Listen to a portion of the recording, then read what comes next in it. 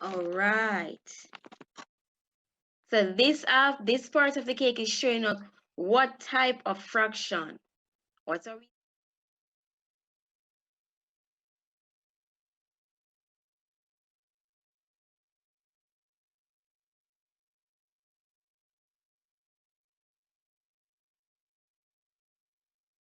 Dr. Audia Barnett, Archbishop Kenneth Richards, Dr. Kerry Williams, representing the Ministry of Culture, Gender, Entertainment, and Sports, Mr. Oliver Fagan, Chairman of the Board of Management for the African Caribbean Institute of Jamaica, Jamaica Memory Bank, and Liberty Hall, the legacy of Marcus Garvey, representatives from the Bob Marley Foundation, Miss Nicole Patrick, Deputy Director, representing Mrs. Michelle Creed Nelson, the Executive Director of the Institute of Jamaica, Professor Donna Hope, our guest lecturer today for the 17th annual Marcus Mosiah Garvey Lecture. Specially invited guests, ladies and gentlemen, members of the media, all in all, good evening. Layatel. Let's go again. Oh God, man. Marcus Garvey said, we don't have no confidence in ourselves. We're twice defeated in the race. Our life, we don't have confidence in a good evening. So we're going to go again. Ladies and gentlemen, good evening. Thank you. Correct me too, because I know evening. So, good afternoon to everyone who is here, right? Yes, man, I feel like we're here with love and joy in our heart, and it's something we have to spread amongst our brothers and sisters here this evening. So, if we do it in a lively, passionate, and loving way, yes? It's about to be a phenomenal evening, afternoon. See me, I feel correct myself too. It's about to be a phenomenal afternoon. And while we may have started late, them always say me late, but me reach, right? So, while we were late, we reach to start the program, right? And it is important that we participate. It's important to have these spaces. It's important to have these discussions. So no matter how early these discussions are, no matter how late these discussions are, we're having these discussions. And I'm so grateful to see each and every single one of you in the audience this afternoon participating and wanting to be a part of this discussion. My name is Laura Wilson. I the National Youth Council of Jamaica Chairman, and of course, Miss Jamaica Festival Queen 2024. And I will, thanks. Yeah, us. And of course, I will be moderating for you this afternoon. It's my privilege, it's my honor. I am humbled to be in the space with such phenomenal people. So thank you so much for having me, and let's get into it. Yes? Now, we want to start off by just letting everybody know why we are here.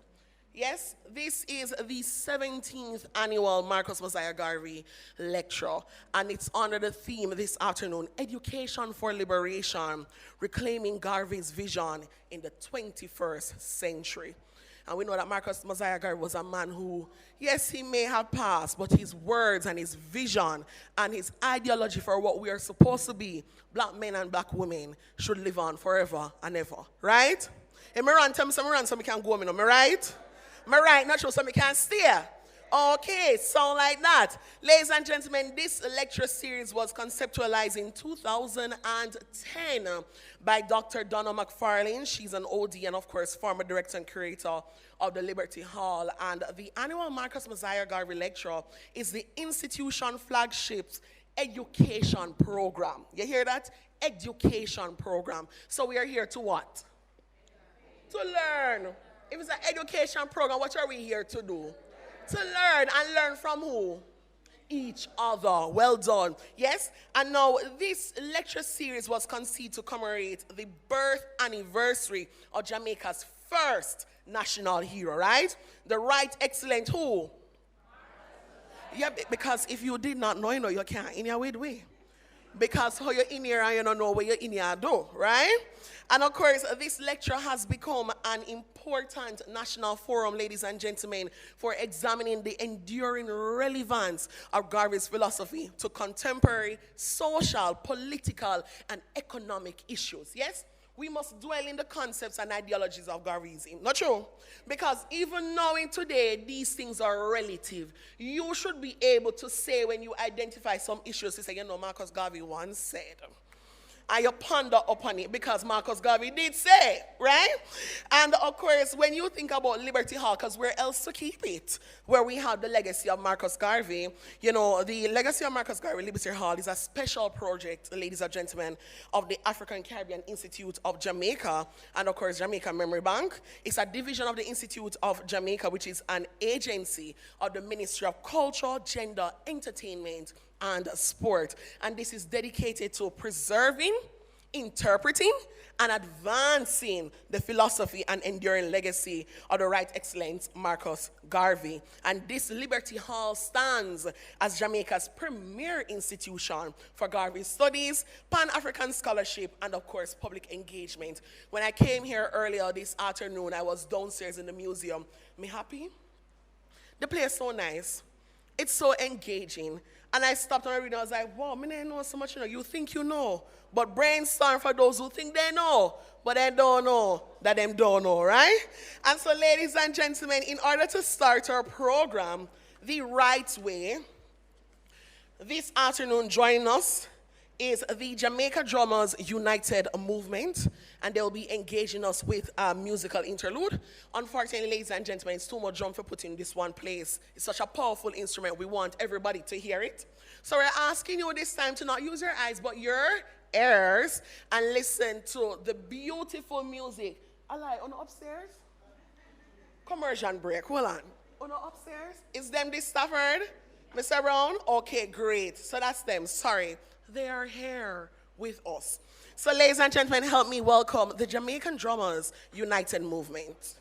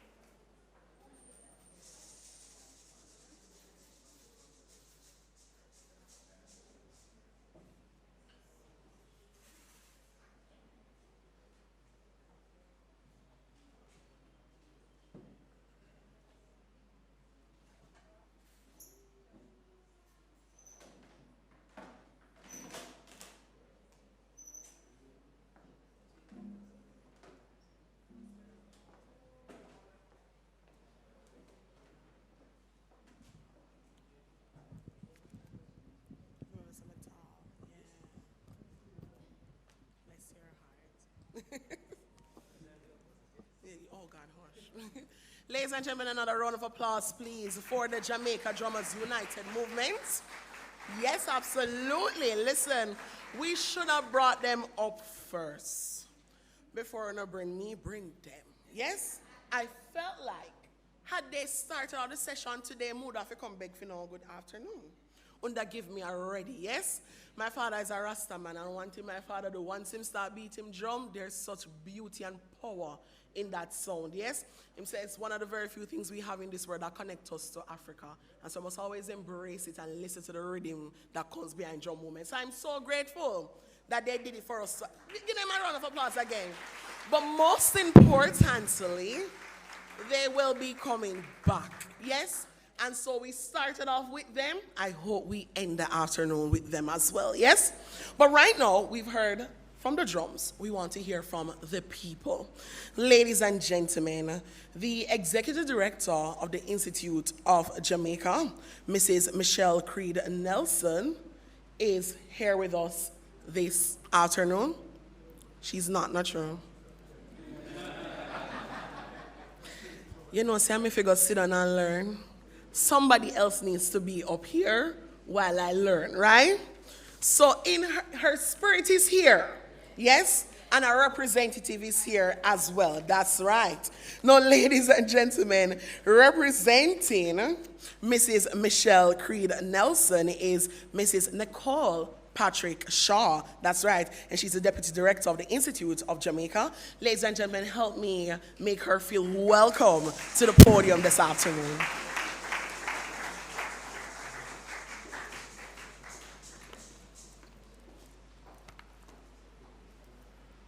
All right, so you're a little bit taller than I am, yeah? All right, let's do this. Dr. Nadine Booth-Gooden, Senior Director of the National Gallery of Jamaica, representing the Honorable Olivia Grange, Minister of Culture, Gender,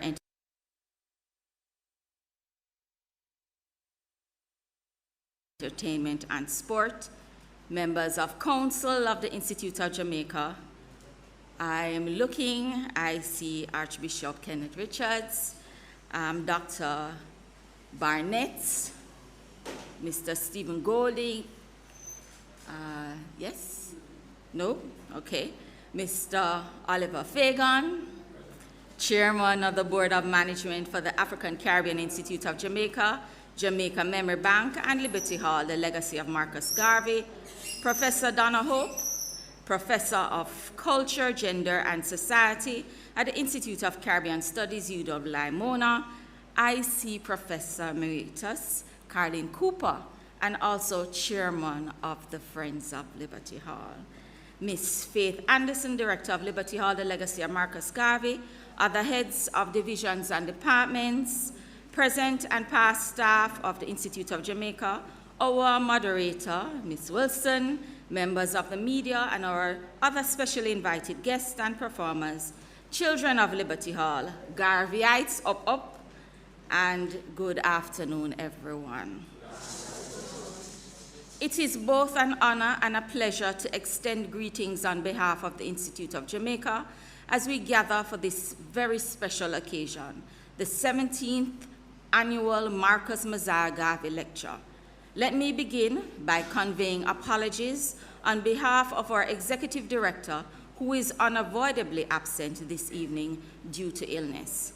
She very much regrets that she is unable to be with us and sends her warmest greetings to everyone gathered here.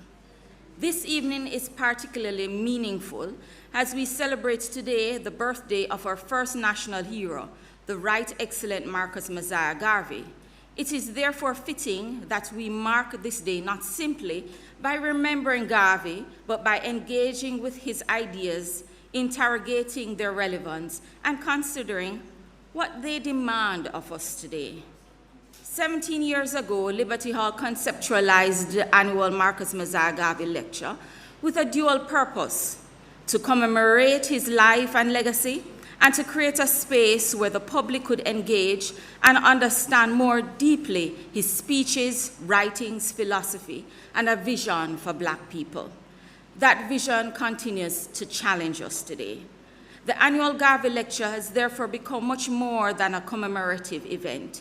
It has become a bridge between Garvey's ideas and the realities of our time. A space where his philosophy can help us to examine contemporary questions of identity, self-awareness, character, leadership, political stewardship, entrepreneurship, economic independence, and importantly, education. At its foundation, this is also about helping us as a predominantly Black nation to understand who we are so that we can make more informed choices about who we want to become. The question of knowing ourselves is not new. More than 6 decades ago, Jamaican sociologist Orlando Patterson asked a fundamental question. What is a Jamaican? Who is he? Has he a past? Professor Rex Nettleford would later remind us of the importance of knowing who we are, where we have come from, and what we have accomplished. Noteworthy is that decades before both of them, Marcus Garvey understood that a people deprived of knowledge of their history, their origins, and their culture could never fully realize their potential. For Garvey, education was simply about acquiring certificates, qualifications, or information. Education was connected to freedom, self-knowledge, confidence, productivity, and the ability of a people to determine their own future. And this understanding of education is especially important today. 86 years after Garvey's death, our society has changed in many ways that we could hardly have imagined. We live in a digital world. We have access to information at a speed and scale in his time. Our young people are navigating artificial intelligence, AI, social media, globalization, changing definitions of success, new forms of work, and rapidly evolving social and economic realities. But access to information is not necessarily the same as knowledge, and knowledge is not necessarily the same as wisdom. Education, therefore, must do more for us. And it is for this reason that this year's theme could be more meaningful and more timely, educating for liberation, reclaiming Garvey's vision in the 21st century. For me, this is more where the work of Liberty Hall becomes particularly significant. Liberty Hall has never hesitated to tackle important issues or to embrace its role in changing mindsets, expanding possibilities, and helping people to see themselves differently. Its location within the heart of an inner city community makes its work even more significant. It reminds us that cultural institutions are not simply places where history is stored. They can be places where people discover themselves, develop confidence, encounter new ideas, and imagine new possibilities. Through lectures such as this, through Harambe, through educational programs such as its after school and its summer programs, and you can see the work of the children on the walls. Through its other engagements with the public, Liberty Hall continues to fulfill its mandate to inspire, excite, and positively influence the identity of Jamaicans through the philosophy and the opinions of Marcus Garvey. It is through the work of Liberty Hall that we ensure that Garvey's ideas are not confined to history books or commemorative speeches, but continue to be examined, debated, challenged, and applied to the circumstances of our time. And this is why today's conversation matters.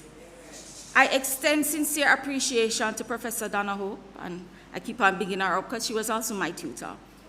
Professor of Culture, Gender, and Society at the Institute of the Caribbean Studies, for accepting the invitation to deliver this year's lecture. Given her scholarship, passion, and deep engagement with Jamaican culture and heritage, I have no doubt that she will challenge us, provoke thought, and perhaps even cause us to reconsider some of our assumptions about what education and liberation mean in contemporary Jamaica. I look forward to the rich discussions that will undoubtedly follow. I would also wish to take this opportunity to express special thanks to the director, Ms. Faith Anderson, and the dedicated team at Liberty Hall for their continued commitment to preserving and advancing Garvey's legacy and for making this year's lecture possible. So just give me my clap now, please.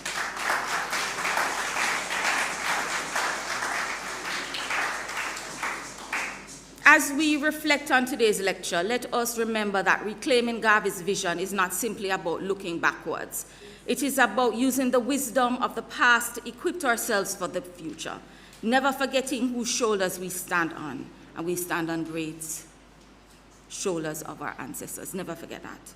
It is about ensuring that our history gives us roots, our education gives us capacity, our culture gives us identity, and our confidence gives us the courage to act. On behalf of the Institute of Jamaica, I thank you for joining us in honoring the life, work, and enduring vision of our first national hero, the Right Excellent Marcus Mosiah Garvey. May this evening's lecture enlighten us, challenge us, and most importantly, inspire us to continue the work of educating for liberation. Thank you, and I invite you to enjoy the lecture, and happy Arambe, one love.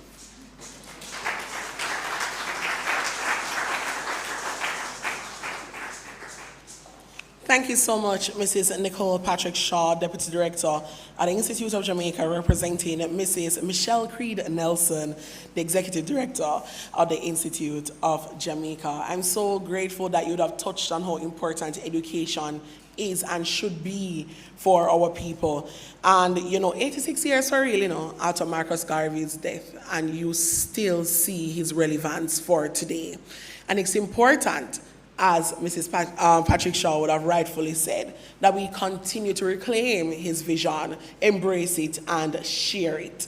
We're no longer just battling bad influence in the literal sense, for our children and our young people. It's no longer, oh God, keep them off the road and make sure they're not getting no gangs and anything. But in this digital age, young people, Jamaican people, black children, tend to forget who they are and love and embrace who they are as black people. And it's so important that when we educate our black people in the formal sense, we're also educating our young black children in the informal matter to love and appreciate themselves and embrace who they are and, of course, the color of their skin. So thank you for that reminder, and I hope that we also educate ourselves today. Yes, it's a learning day, lest we forget, and we are here to learn. That's right. I could have been a teacher. I should have been a teacher. Yes? Ladies and gentlemen, bringing greetings as well from the Board of Management for the African Caribbean Institute of Jamaica, Jamaica Memory Bank, and Liberty Hall. The legacy of Marcus Garvey is none other than our chairman himself, Mr. Oliver Fagan. Ladies and gentlemen, help me welcome Mr. Fagan to the podium, please.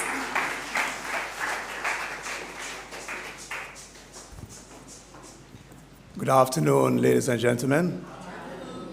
Madam Moderator, thank you for being with us.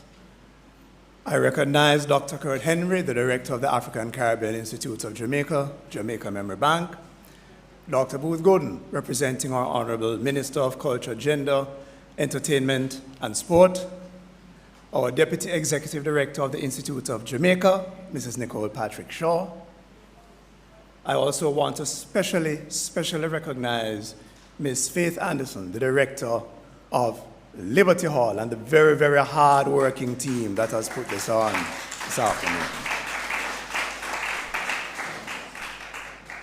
I also want to recognize and say greetings to those who are watching online from far away, and to bring you greetings from what truly is hallowed ground, because 103 years ago, Marcus Garvey decided to put roots down at this very spot, Liberty Hall, where he had offices, among other enterprises, where he continued his work of advocacy. And so you truly are in a special historical and philosophical place. In considering the theme that generally surrounds education, I decided that in greeting you, I would not try to repeat or try to anticipate what Professor Hope is likely to say, but instead to encourage us to take a moment to consider the life of Marcus Garvey as part of that educational experience. In looking at national heroes, we have a tendency to deify them, and in doing that, we tend to increase our distance as people from them, because sometimes they look and sound like people who we will never hope to emulate. They sound like people who are very far away, whether in time or otherwise. And I believe that the life of Marcus Garvey serves as a very special example, because he is closer to our time in terms of the time in which he lived. But also because in producing all of his philosophies and his opinions, his life experience was shaped by many factors. Marcus Garvey, in his very short life, achieved many things, but he was also human in that he had struggles. Liberty Hall struggled, his other enterprises struggled, some of them were successful. And in looking on those lessons, in considering them, it occurred to me that makes Marcus Garvey as human as any of us. And I believe that it is an important means of inspiration, not only to our younger generation, but to those of us who, in looking to the life of Marcus Garvey for inspiration, can say that he indeed was one of us. He inspired us. He lived as a human being among us and left a legacy for us. And I believe that one of his most enduring legacies is that in talking about self-reliance, he lived as an antidote to one of the struggles we have today, the problem of entitlement. Madam Moderator, you referred to it loosely a moment ago about the attitudes that people sometimes have. And when you examine the life of Marcus Garvey, you will quickly understand that while he fought for equality of opportunities, he did not believe in equality of outcomes. He believed that you had to work, you had to rise, you had to show your worth as black people, as people worthy of the world in which you inhabit. And I commend that example to everyone, not only in Jamaica, but in our Western Hemisphere, where entitlement seems to be one of the great struggles that we have as we craft our modern society. So with those few words, let me simply say that the spirit of Marcus Garvey lives on here, and I have no doubt that through the work of Liberty Hall, through the work of people who love Garvey and revere Garvey, that his name, his philosophy, and his opinions will live forever. Thank you very much.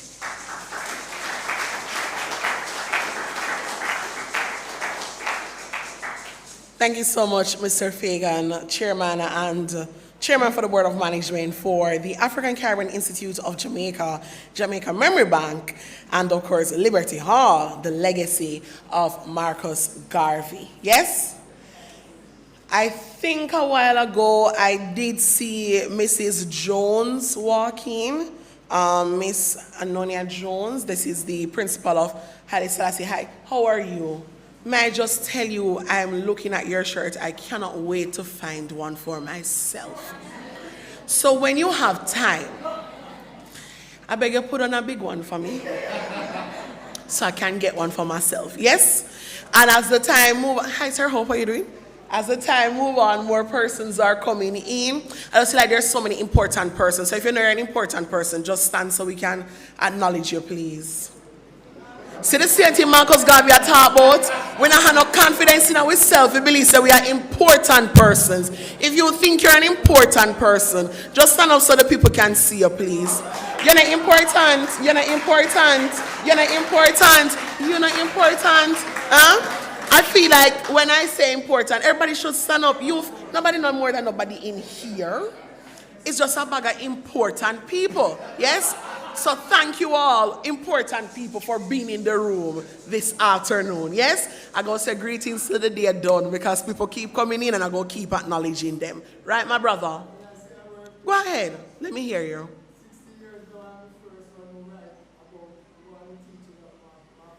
Mm-hmm.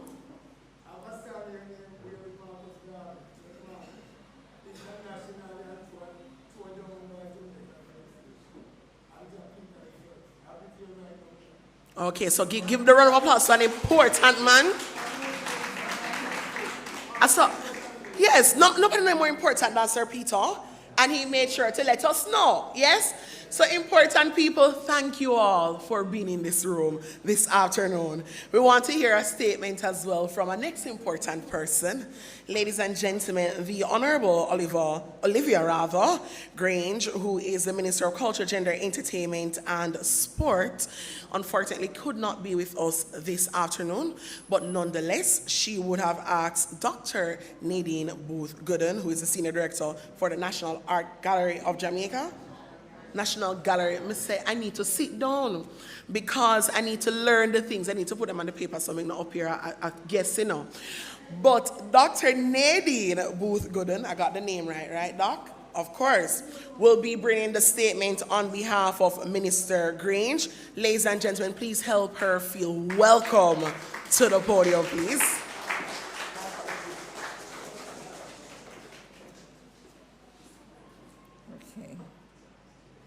Ms. Amolala Wilson, our moderator, Mr. Oliver Fagan, Chairman of the Board of Management of the African Caribbean Institute of Jamaica and the Member Bank, Liberty Hall, the legacy of Marcus Garvey, Mrs. Michelle Creed Nelson, Executive Director of the Institute of Jamaica, recognize her in her absence. She's ably represented here today by our Deputy Director, Mrs. Nicole Patrick Shaw. We have Dr. Kurt Henry, Director of the African Caribbean Institute of Jamaica. We have Dr. Kerry Wallace, Executive Director of the Tourism Enhancement Fund. I recognize Professor Cooper in the audience here as well. And we here now recognize Ms. Faith Anderson, JP, Director of Liberty Hall. Professor Donna Hope, our guest lecturer this afternoon. Other distinguished guests and scholars, researchers, and cultural practitioners, the performance that we had here this afternoon. Our young people, ladies and gentlemen online and here present with us, members of the media, good afternoon. It is my pleasure to bring you remarks on behalf of the Honorable Minister Olivia Grange, Minister of Culture, Gender, Entertainment and Sport, on the occasion of the 17th annual Marcus Mosiah Garvey Lecture and Harambee, and as we mark the 139th anniversary of the birth of Jamaica's first national hero. There are moments when communication is more than remembrance. It becomes an opportunity to interrogate the present through the vision of the past. Today is such a moment.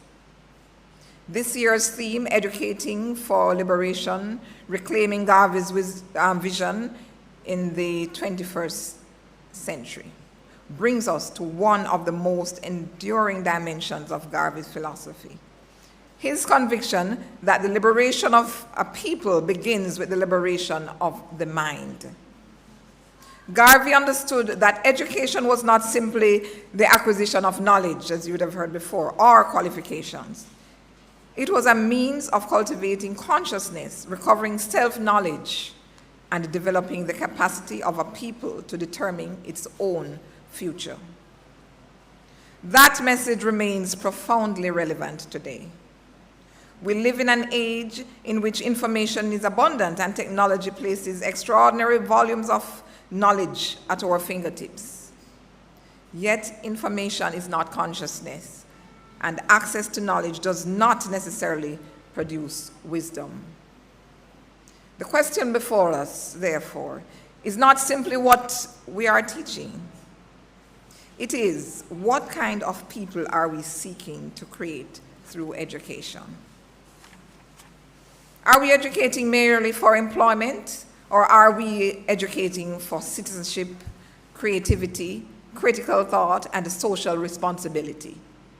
Are we preparing young Jamaicans simply to participate in the world, or are we giving them the confidence and intellectual grounding to shape it? Garvey would compel us to choose the latter. At the heart of Garvey's philosophy was the imperative of self-knowledge. For Jamaica, this means reclaiming the histories, cultures, and intellectual traditions that colonialism sought to marginalize. Education for liberation must therefore cultivate historical and cultural consciousness, teaching our children that African and Caribbean history is integral to the story of civilization, and that Jamaica's inheritance is one not only of struggle, but of resilience, ingenuity, and the transformation. Our people who know the depth of their inheritance are better equipped to imagine the breadth of their possibilities. This is why Liberty Hall matters.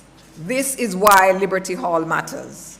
It is not simply a place where Garvey is remembered, but a space where his ideas can be interrogated, renewed, and brought into dialogue with the challenges of our time.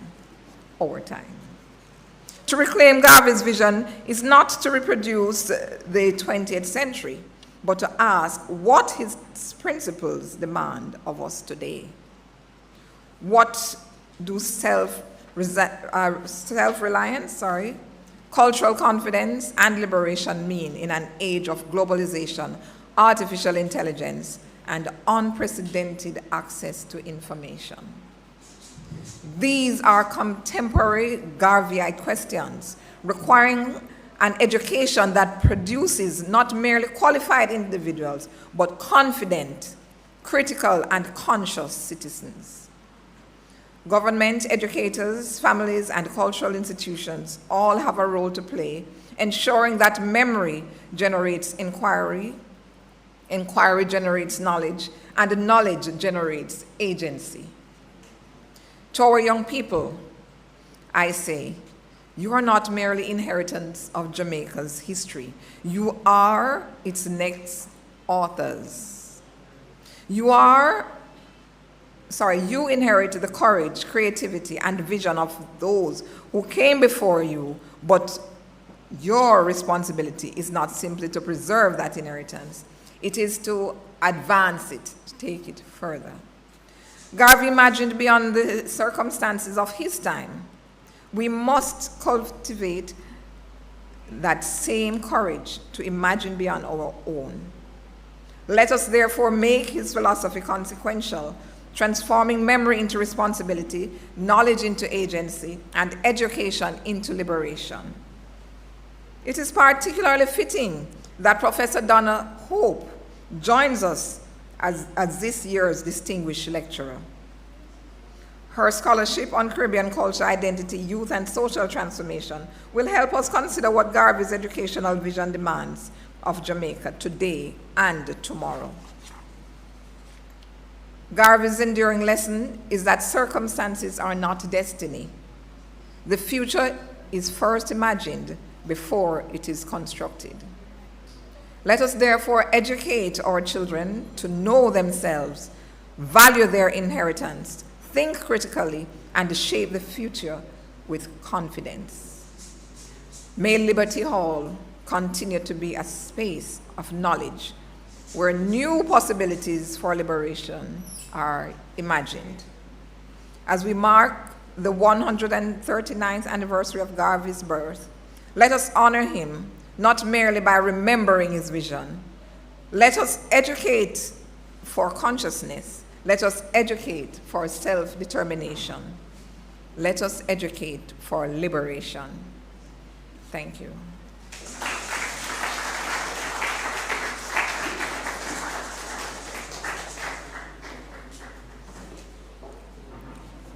Thank you so much, Dr. Nadine Booth Gooden, representing the Honorable Olivia Grange, Minister of Culture, Gender, Entertainment, and Sport.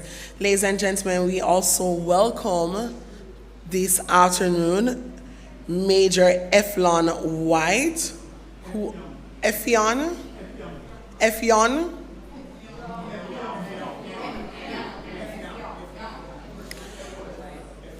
Ladies and gentlemen, I want you to understand that all errors that are being presented today, blame him.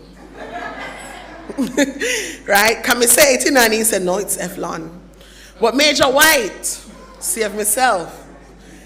We'd also like to bring some statements to us this afternoon. Help me welcome Major White to the podium, please, to close off the remarks this afternoon.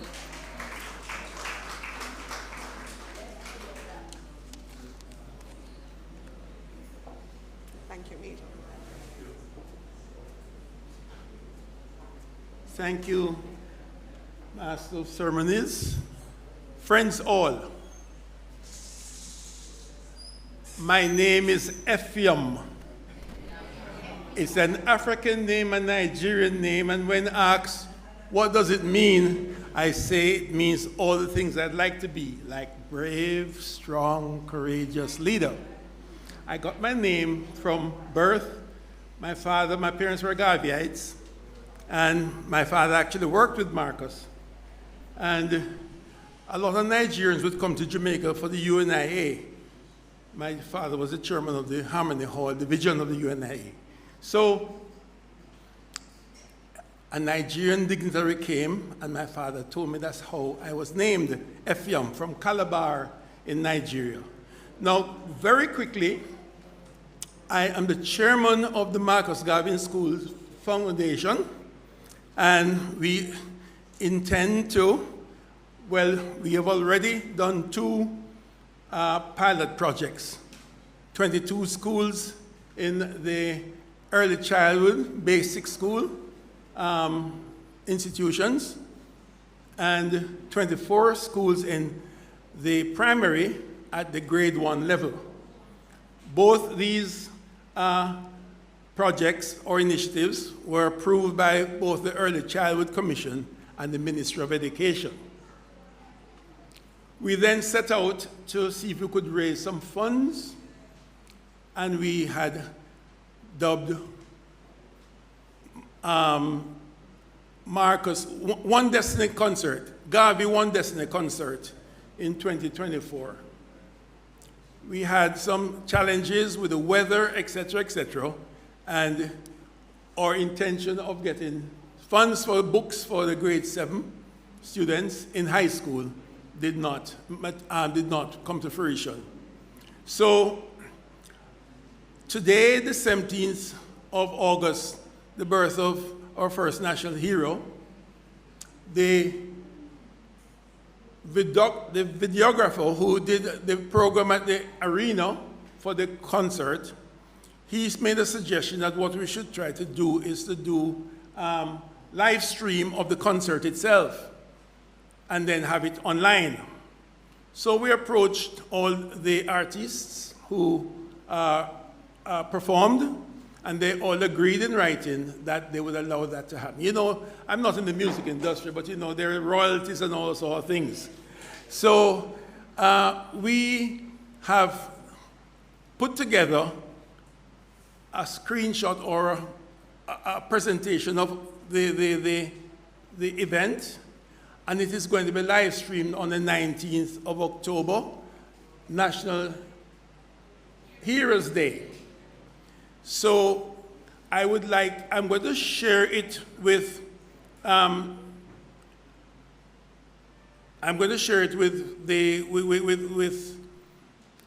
with Miss Faith Anderson, the executive director, and she will then be able to hopefully, populate it in the various persons who are here, etc. So tell your friends, both abroad and of course locally.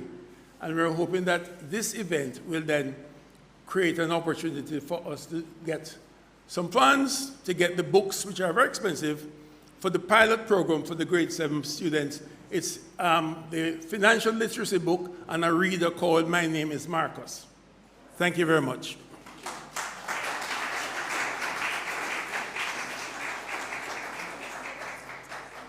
Thank you so much, Major Efiona. Jesus. Major White, thank you. My name is also Nigerian, so I understand what I am going through, and I understand what people go through when they try to say my name. My name is Omalora. It's Yoruban, actually, and my mother says it means born at the perfect moment. I don't know who tell her that. The Yorubans say it means this child loves money. Either works. Fine. Yes? So I understand. My apologies, and thank you so much for letting us know the mission that you have there. Ladies and gentlemen, as Major White speaks about schools, I want to tell you something about a learning program that we've had here over the summer. Now, the Liberty Hall's Summer Art Program, it serves as a vital social and educational intervention. It provides a safe, structured environment for vulnerable youth, ages from 7 to 17, from underserved inner city communities. Ladies and gentlemen, in its 22nd annual staging, this year's initiative ran for 3 weeks, from July 13 to 31st, right here at 76 King Street in Kingston. Over these 3 weeks, the primary and secondary students engage in intensive workshops across music, dance, poetry, and visual arts, culminating, thank you so much, in a major final theatrical production which they performed on the last day of the program. Ladies and gentlemen, this year's theme was Our Story, inspired by Garvey through the arts. Now it is fittingly appropriate that we give you a taste of that production, yes? So help me, and I have to welcome them nicely. They've been waiting. Look at them over there. You have to let them know we're waiting for them too, yes? Ladies and gentlemen, the participants of Liberty Hall's 2026 Summer Arts Program will be coming to the stage now to give us a special performance. Welcome them for me, please. Louder, man, loud and prouder. Thank you.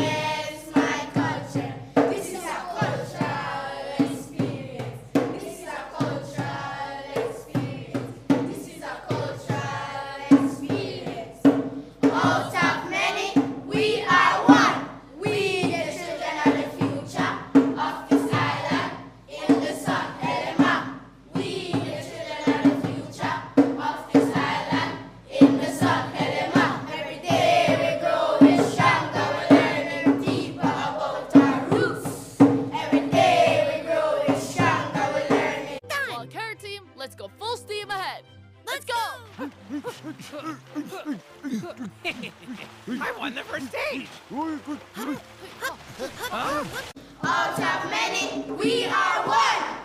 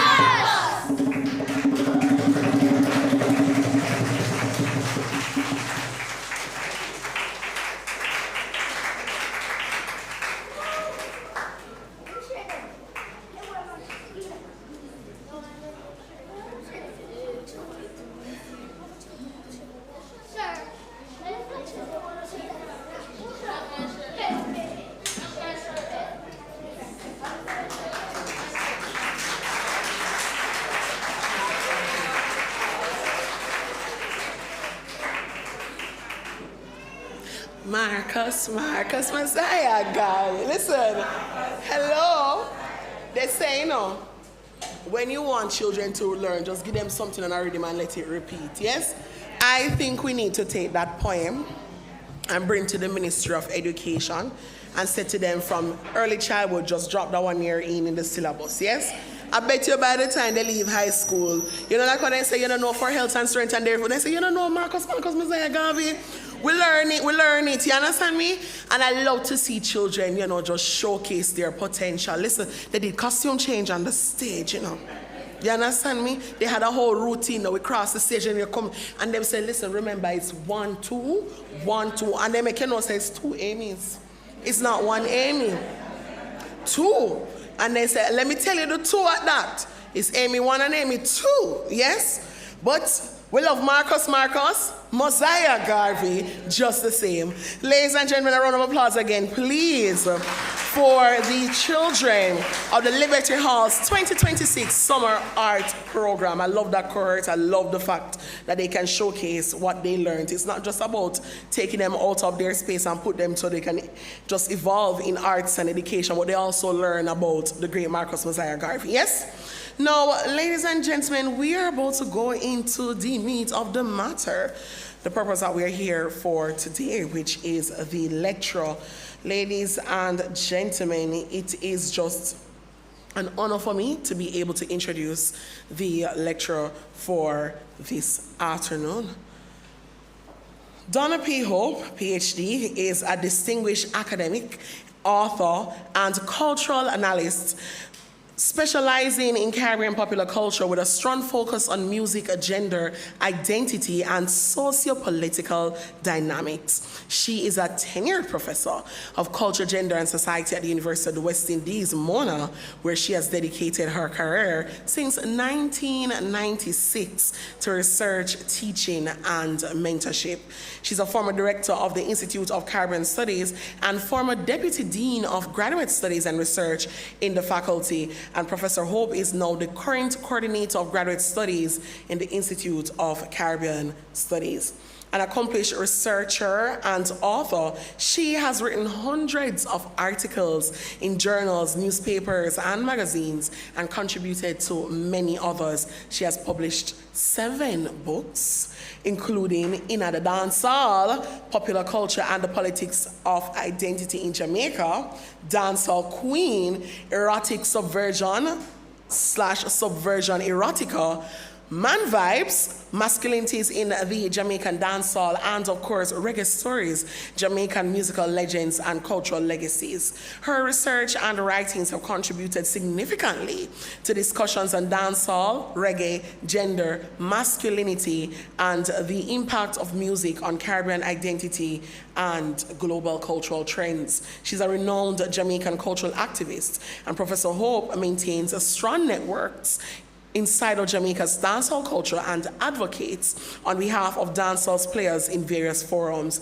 She is finalizing her poetry monograph, These Thorns Have Roses, for publication and completing the final draft of her manuscript on the spread of dancehall's dance industry under the title Dancehall's Scattered Children, as well as her work on the transitions in Afro-Caribbean gender structures, tentatively titled Transitory Masculinities.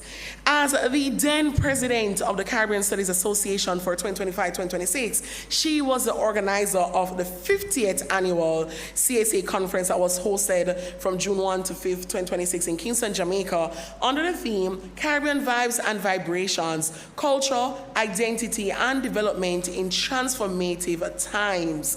And of course, a Fulbright scholar, Professor Hope has earned her PhD, Dr. Hope, in Cultural Studies from George Mason University after completing her Bachelor's of Arts in Mass Communication with first-class honors, Brad People, and her Master's of Philosophy in Political Science at the University of the West Indies. Ladies and gentlemen, Cultural Studies scholar, author, educator, public speaker, advocate for Caribbean music, gender, and identity. Help me welcome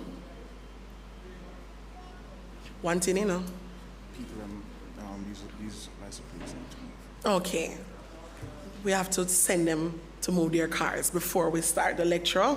Ladies and gentlemen, please listen if your car is out there, 7816HW, 1147LJ, 8003LW. Your cars are blocking. Please move your car for us quickly so we can get on with the lecture. Now come back up here now. Okay. Ladies and gentlemen, now help me welcome Professor Donna P. Hope.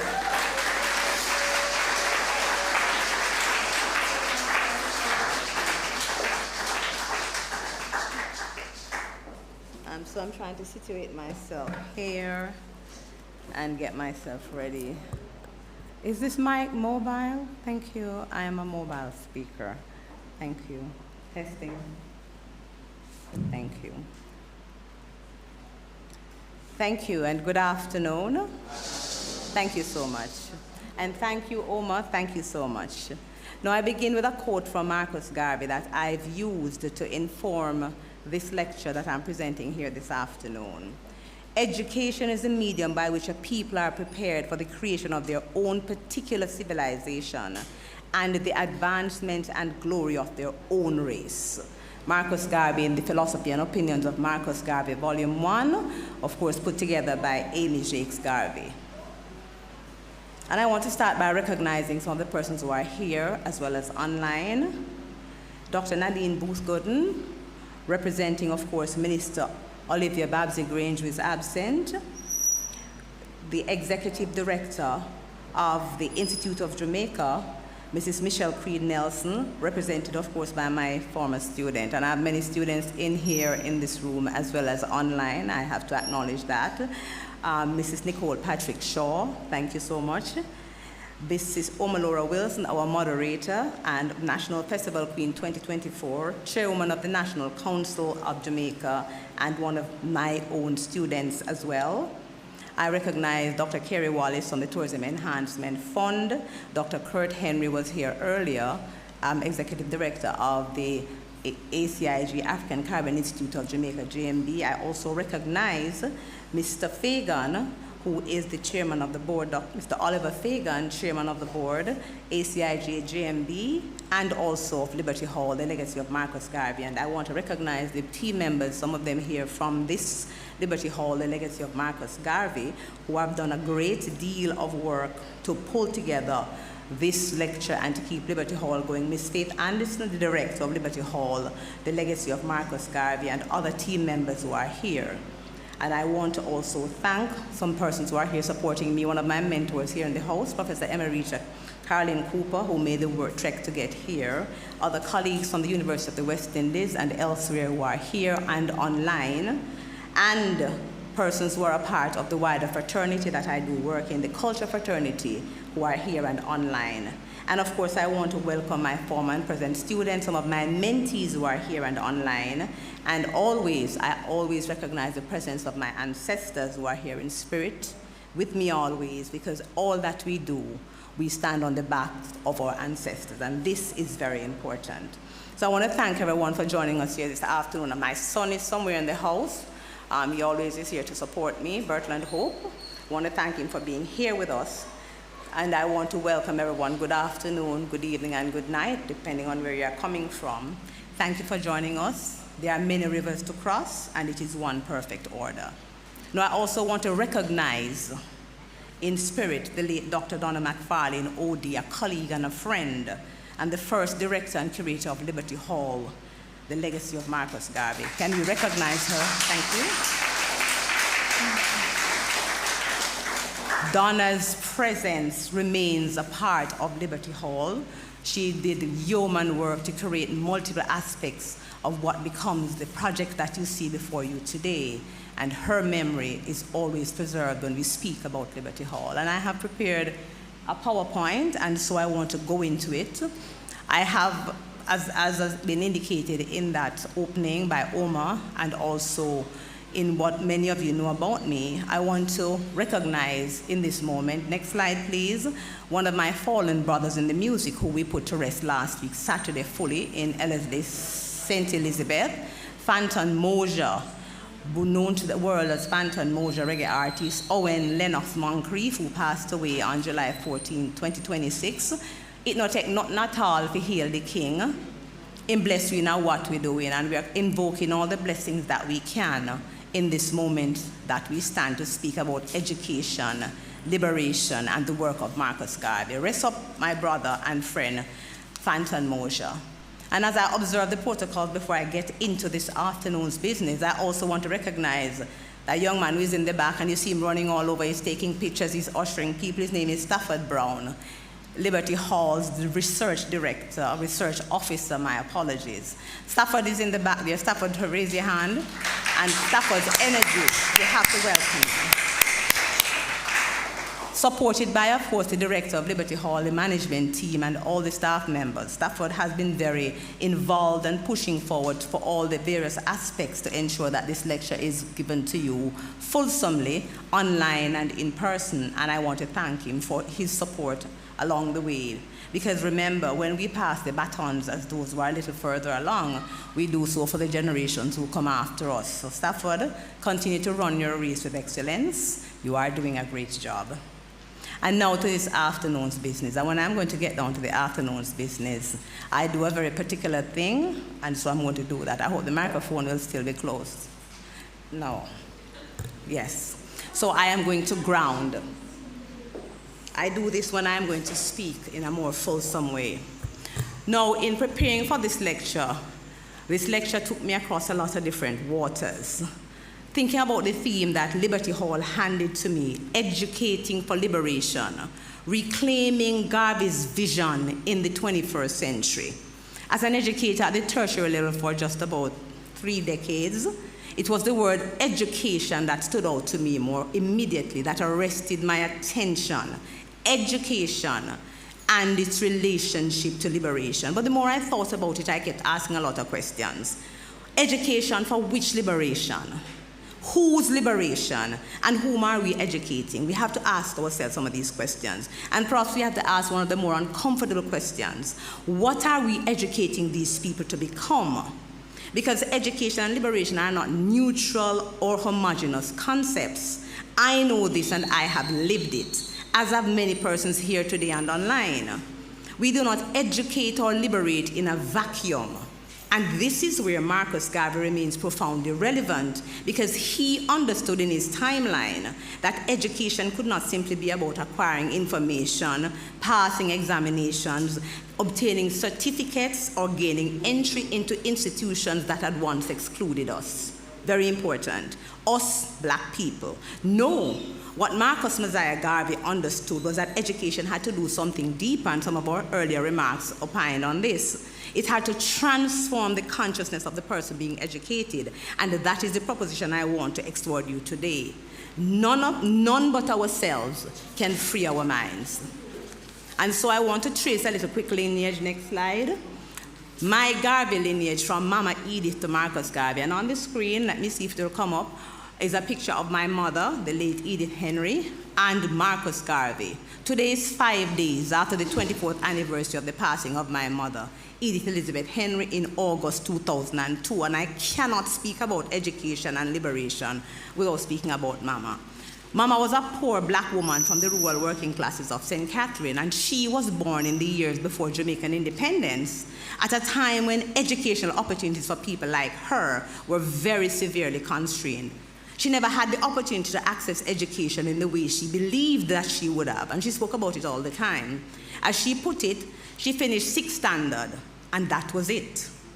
Once she completed what was the equivalent of grade 6 in elementary school, at that time, her future was to be the wife of a farmer in the country, to sell produce in the market, and to bear and raise many children.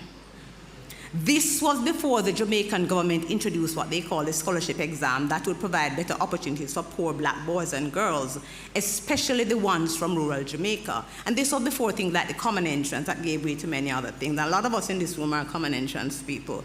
These age papers are showing, but I will not digress. And so Mama ran away from rural St. Catherine, from her home in Lucky Valley, Above Rocks area, and came to Bogwalk to find a different future. And eventually she ended up living in Linstead, the largest feeder town for North St. Catherine, my hometown. I want to big up all the Linstead people and the St. Catherine people. Big up Linstead and St. see? Okay. Let us not go down that road. No, Mama couldn't access the education that she desired, but she understood its value, and that is very important. She dreamed of being a nurse, but she could not achieve this dream. Nonetheless, she read profusely. The Gleaner, The Star, and every book she could get her hands on, and she listened to every newscast. She wanted knowledge, and she championed education as a tool of liberation from the oppression of poverty, particularly for black women. It was Mama who taught me that education could change the trajectory of a life. And she also told me that, alongside many stories, lots of stories, that woman could tell stories. Big up yourself, Mama.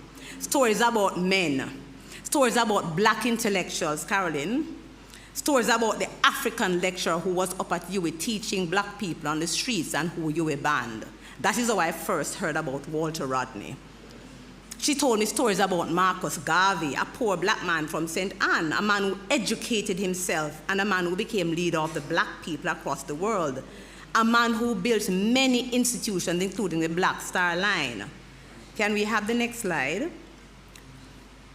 The 7 miles of Black Star liners coming in the harbor, immortalized in Fred Locke's 1975 song, was a crucial point of reference for many poor black Jamaicans. And I want to play a little piece of that if it's possible. Is it playing? And I can also sing it. 7 miles of Black Star liners coming in the harbor. 7 miles of Black Star liners coming in, because it's plural, the harbor. And like Garvey, about liberation, about repatriation, and about a better life beyond what presented itself. Like Garvey, a man who eventually became Jamaica's first national hero. So before I encountered Marcus Garvey in a classroom somewhere, I had already encountered him in the oral archive of my mother. And that matters. It matters a great deal to me and many others, because sometimes our first education does not come from books. It comes from our mothers, our grandmothers, our fathers, our communities, our churches, our yards. It comes in our music and our stories and in our struggles, and it comes from our elders. And this was my first education in St. Catherine. The formal university came later, and so beyond that introduction to our first national hero, who we celebrate the 139th anniversary of his birth here today, I encountered Marcus Garvey in a more fulsome sense at the University of the West Indies during my undergraduate studies, when I got involved as a part of the mentees of Professor Rupert Lewis, now Professor Emeritus, the Garvey Scholar on the Mona campus, and I pursued courses in that department, the Department of Government. So after pursuing my undergraduate degree in mass communication, I went on to the Department of Government to pursue a Master's of Philosophy in Political Science. And something very interesting happened along that journey, because my academic interest in dancehall and Jamaican culture and issues of identity also were intersecting with the works of Marcus Garvey. Why was this so? Because I was researching and writing about Jamaican identity through dancehall, but I was also researching black political thought and Garveyism. And I want to pause again to say, preparing for this lecture, Stafford, audience present and online, that during that journey 30 years ago in the Department of Government, I was privileged to meet with, sit with, work with, and learn from some senior Garveyites. And I reflected on some of them over the weekend while finalizing this lecture. People like Beverly Hamilton of blessed memory, rest up Beverly. People like Frank Gordon, yes. And people like Sister Mariam Samad. I worked with Professor Robert Hill, Bobby Hill, on the then 3rd volume of the Garvey Papers. And because of this, I met and interviewed a lot of senior Garveyites in Spanish Town and elsewhere. And I looked at the 46-page document that we prepared of the annotations that were going to be used as a part of that. And I keep everything. We keep papers. Academics have digital archives that are enormous and external drives, and we also have large stacks of paper everywhere. It is one of those things. I still have a document that Sister Samad signed, wrote some inspirational words on it, and gave to me during a meetup in the late 90s at the Creative Arts Center at an event. And I kept that document because sometimes an archive is not housed in an institution. It is housed in a drawer, in a closet full of books and papers like the ones I have, and it is passed on sometimes from one black woman to another, from one black man to another. So let me make it clear. I've never claimed to be a Garveyite, but the reality is that as a black woman from Jamaica's working classes, rural, I am already a part of the Garvey lineage. Many of us are already Garveyites because of the lineage from which we come and the lives that we have had to lead here in this country that we call home and elsewhere. My mother taught me that. Now let's talk a little bit about Garvey and the education of the self. Now what Garvey's life does, testing. Garvey's own life provides one of the most compelling examples of education as self-liberation. So we can look at the life of Garvey as a case study because he understood very early on in his life that he would have to acquire the knowledge that he needed to become the liberated version of himself that he imagined. This poor black child from St. Anne's Bay, whose father was a stonemason and whose mother was a domestic, knew that he did not belong with a kind of institutional privilege. His educational trajectory was largely self-willed and self-taught in many instances. It was also very deliberate and very carefully planned. His travels around Central America provided him with grounding for his work after he finished school in Jamaica at about the age of 14, like so many working class black children at that time. And he also lived in Britain, where he added to his educational achievements. Now, Garvey's journey was not an accidental one, nor was his vision, because he understood something that remains fundamental today. Before people can transform their circumstances, what they have to do must develop the consciousness first by which they will understand these circumstances. And that is why education remains very essential to Garvey's philosophy. And that is why the quotation that I began this lecture with is very important. Education is the medium by which a people are prepared for the creation of their own particular civilization and the advancement and glory of their own race. And we have to notice very carefully what Garvey is saying here. He's not describing education simply as preparation for employment or talking about it as individual advancement only. What he's doing is speaking about a people, about civilization, and about collective advancement, critical. Education for Garvey, therefore, has a social purpose. And what is this purpose? It is about preparing people to create civilization rather than merely to consume it. And we have a lot of consumption around us in our lives today. This distinction is enormously important for us in Jamaica today, for us in the Caribbean today, and for us as black people all over the world today. Garvey understood education as a technology of self-liberation. First, the liberation of the mind, then the recovery of identity, then the collective self-determination, and finally, the building of institutions capable of sustaining that liberation. The question for the 21st century is whether our education systems are still producing liberated people. We have to think about this. Or are they simply producing people who are highly informed, technologically connected, and professionally credentialed, but who are insufficiently prepared and insufficiently conscious of who they are? Now, Garvey understood that liberation cannot depend on individual enlightenment alone. Educated and conscious people must build institutions through which knowledge, culture, economic power, and collective agency can be reproduced across generations. Next slide. So Garvey did not stop at educating the individual, and you have heard about them, and there are many that we can call. He understood that a liberated mind requires liberated spaces in which to work, to organize, to create, and to reproduce itself. This is why he built so many institutions, including the UNI, ACL, the Negro World newspaper, the Negro Factories Corporation, Liberty Hall, which is where we stand, Hollowed Ground, Edelweiss Amusement Park, the Black Star Line, Black Star Liner, the Universal African Legion, the People's Political Party, That Man Could Build, the Black Man newspaper, among others, as well as its broader economic and political organization, showing that these were not disconnected projects. They were components of a larger architecture of black self-determination, and that architecture of black self-determination, education, moving from education to consciousness, through to identity, then agency, which is very important, active subjects in the creation of self and the creation of the institutions that will give us the lives that we deserve. Institution building, and at the bottom there, liberation. This is what we are looking at as an architecture of black self-determination. And so I ask you here, and those persons present online, what institutions are we building today that will allow the next generation of Jamaicans and black Caribbean people to inherit not merely our stories, but our knowledge, our confidence, our resources, and our capacity to create? We must ensure that knowledge is shared for this liberation to occur. And I say this because we are living in a very information-rich age. Very information-rich age. But information is not knowledge. We are living in a world of unprecedented access to information. And I talk about this with my students. Most of my students now, Nicole, get the lecture about this. This thing, this device, combined with the internet, social media, and multiple digital platforms, the cell phone, the smartphone, gives an ordinary person access to more information than the first computers I encountered in 1987.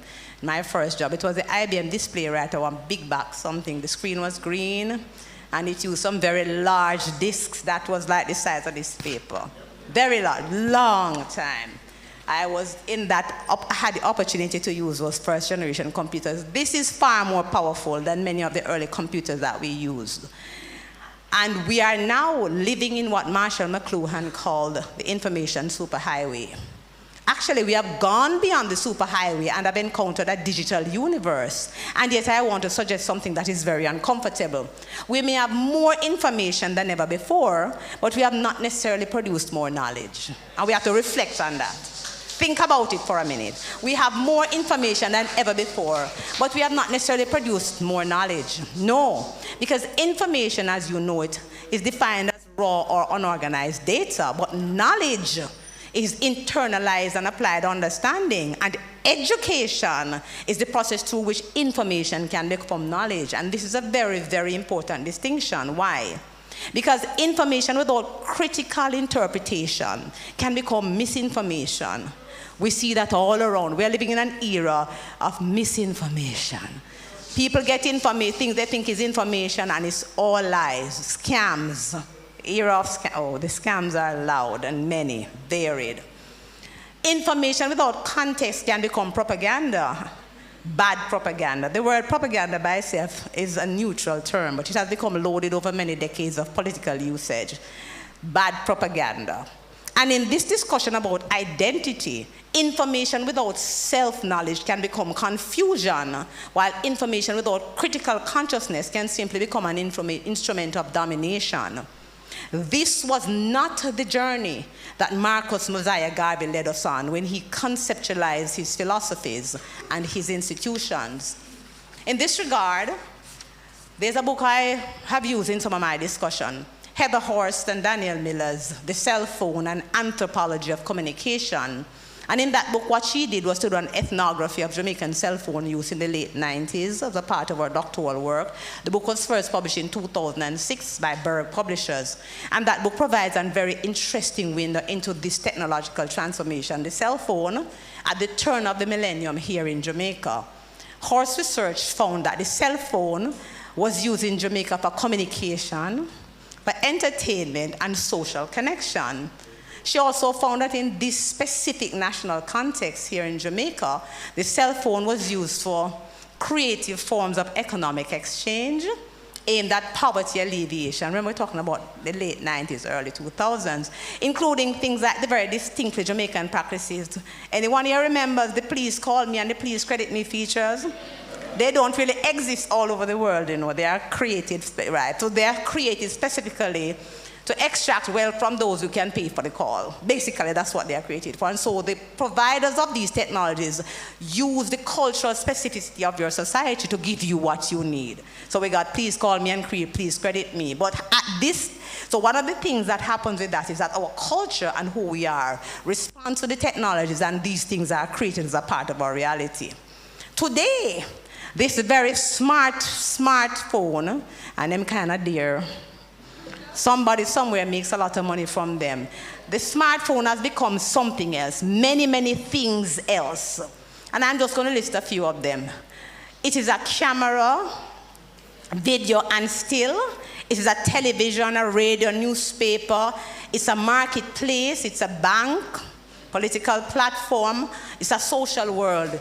It's a clock. It does everything. The only thing, as I tell my students, that the thing can't do as yet is to wash, cook, and clean. And I have this discussion in every class I have. My students hear it. But what are we doing with it? The phone is also an educational environment. Many people are watching this lecture on their phones. And this is also a very good thing. Some people are using the technologies to educate themselves, create businesses, document culture, and build networks. Others are using them to perform themselves to algorithms. Some are generating wealth. Others are generating what we used to call foolfulness. Except that now it is monetized. And I have a graduate student who just finished a master's research paper, which I'm reading, looking at some of the TikTokers who are very Jamaican and what this, culturally what this means. They're doing a cultural studies lens on it. So I'm looking at how that works. But at this historical juncture, punctuated by these technologies, we have to ask ourselves some questions, because there's a lot of information. Does this technology provide opportunities for who we are? We, Jamaicans, black people, people of Caribbean and African descent. Does it? Maybe it's in the middle, maybe it's on one end. Does it help us to become who we want to become? Does it open pathways to liberation? And that's very important. We need to ask ourselves, because one of the more critical questions we have to ask ourselves, and I think about it a lot, are these new mechanisms of ideological dependency being handed to us as tools of communication and entertainment? You know, it's just nice, and we just have a look of fun, and we just go on TikTok and then just lose 5 hours of your day. Or you're a TikToker and you spend your entire life generating content. And some people put they have a phone in the fridge cooling because it's run hot, and they have a second. It's one interesting world, and I worry a lot that many of our creators, young people, have lost a great deal of time to these technologies that can disappear in a second. Remember the day that TikTok and Facebook and all of them went down. People were traumatized. Their businesses were on hold for several hours. They could not move. You need to think about who has control. And so these questions segue into the multiple discussions around AI, and I won't go into that in detail, except to speak a few points around it. We have a lot of discussions now in our area, educationally and otherwise, about AI. And there are a lot of concerns about the dangers of cognitive dependency in our educational structure. So things like ChatGPT, Claude, PowerPoints are wholly for them. And the lots of language learning models and AI systems are very extraordinary and helpful tools that have a lot of potential to guide our work, to assist us with research, and to generate ideas. These technologies do create the necessary pathways that can democratize access to knowledge. They do when used properly. You get a lot of access to knowledge when you use these technologies properly. But as we wade forward into this digital frontier, I want to also issue a little warning, because AI can become a new age of cognitive entrapment. Your mind tie up and you're not moving forward. Because if we outsource our thinking, our reading and our writing, our questioning and our imagination to machines, we may become technologically sophisticated while becoming intellectually dependent. Remember, it's Jamaica we come from. We create many things. We are creators. I see the drummers we are creators. We could produce a generation that can prompt a machine but cannot formulate an original question. And this same generation could retrieve information, but they cannot interrogate the information with any kind of critical lens. This same generation would know how to ask AI what to think, but they have forgotten how to think for themselves.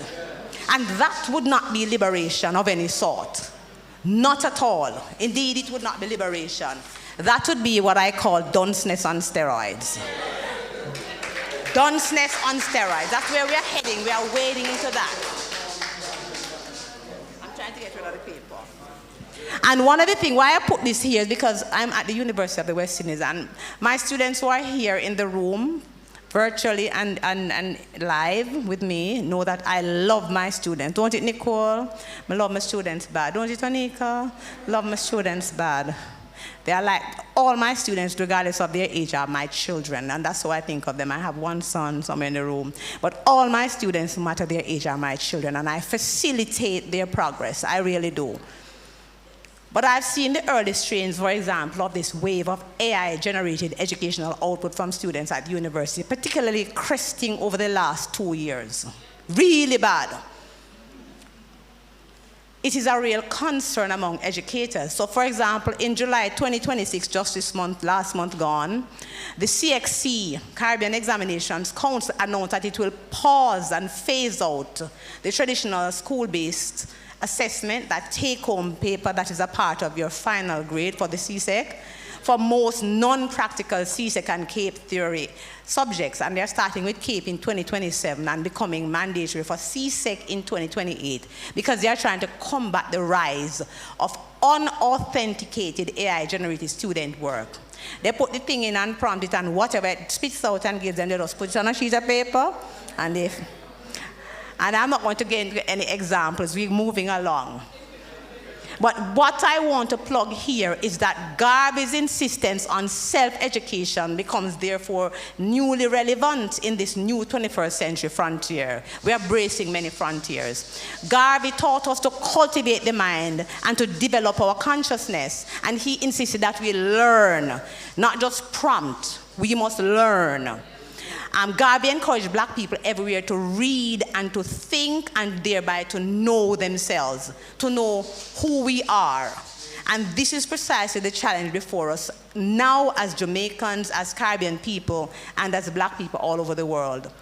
And so we return to my question, liberation from what? If education is supposed to liberate us, what exactly are we seeking liberation from? Is it from poverty? As I did so many decades ago, me run from poverty like you see in Bolt, father, mother, sister, brother, and all the children that he had.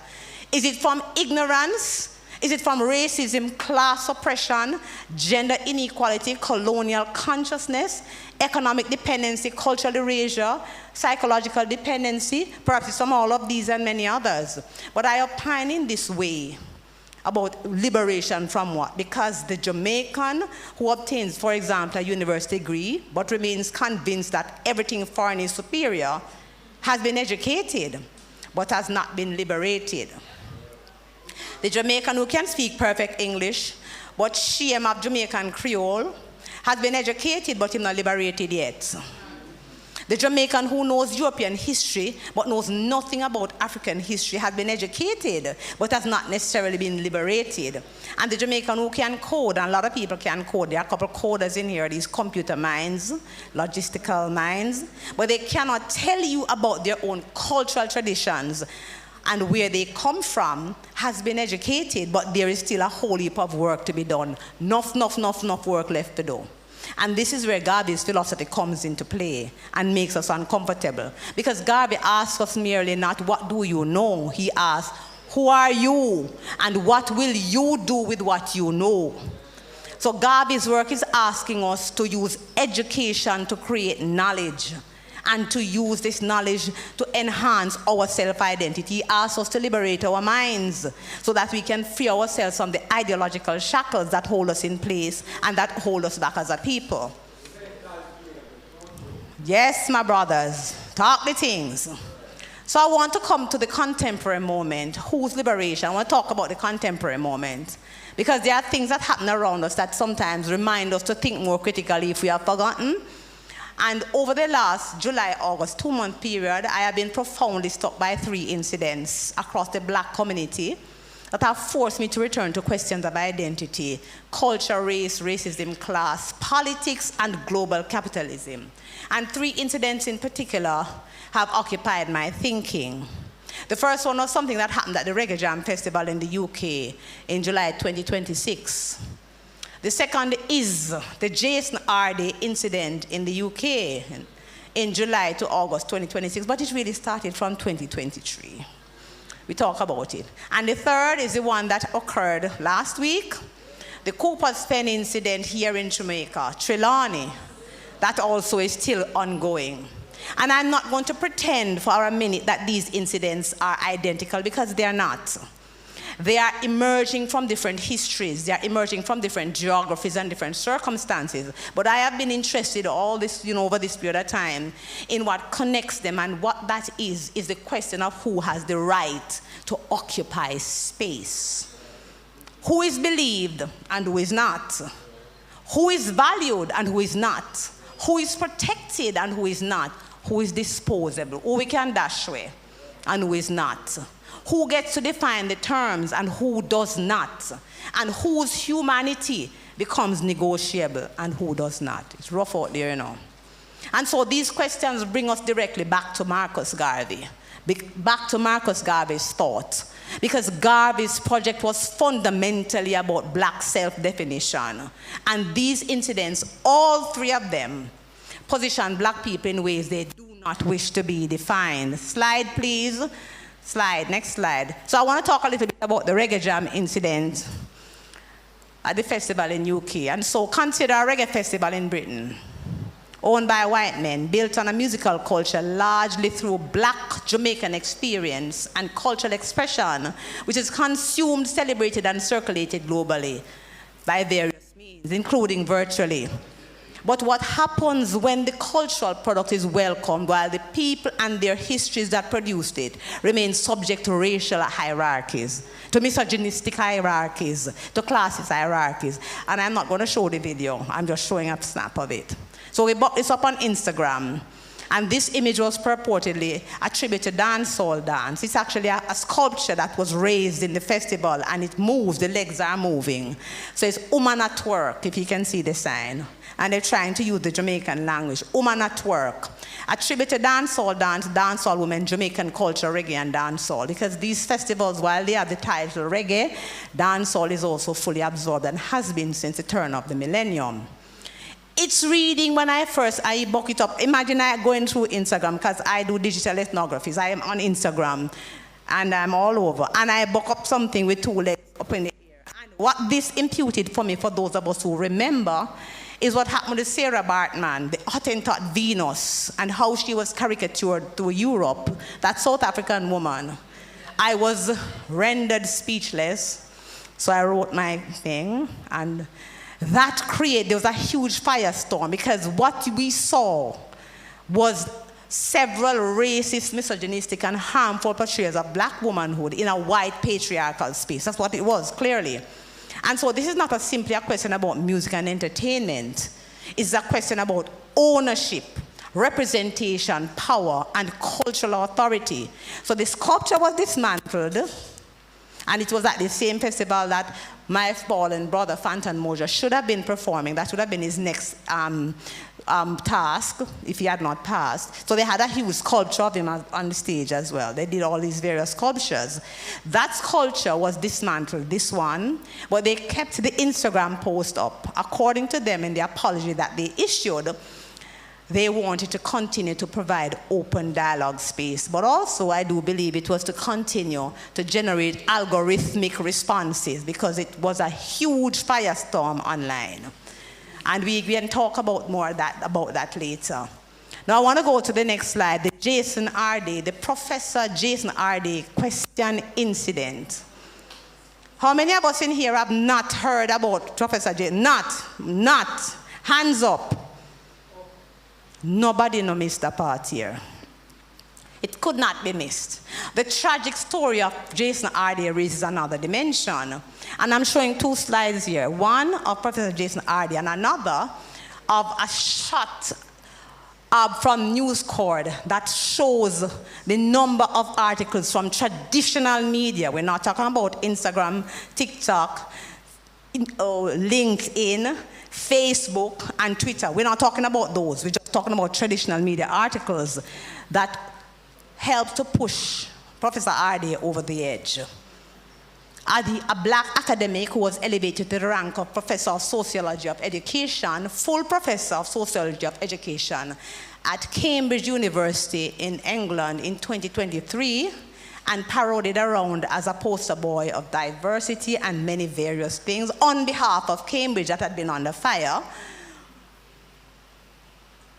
A poster boy that had achieved against many odds, including, we are told, having autism and many other things. And he comes into intense public scrutiny and comes under attack sometime in July. Accusations of plagiarism and otherwise. What happens beyond the nearly 3 weeks going into a month of what is really a viral lynching online is that Arde cannot continue, and he was found dead in an apartment in London last week, Friday, the 15th of August. We have been following this thing relentlessly. And I want to pause for a moment of silence for Jason Arde, please. Tragic.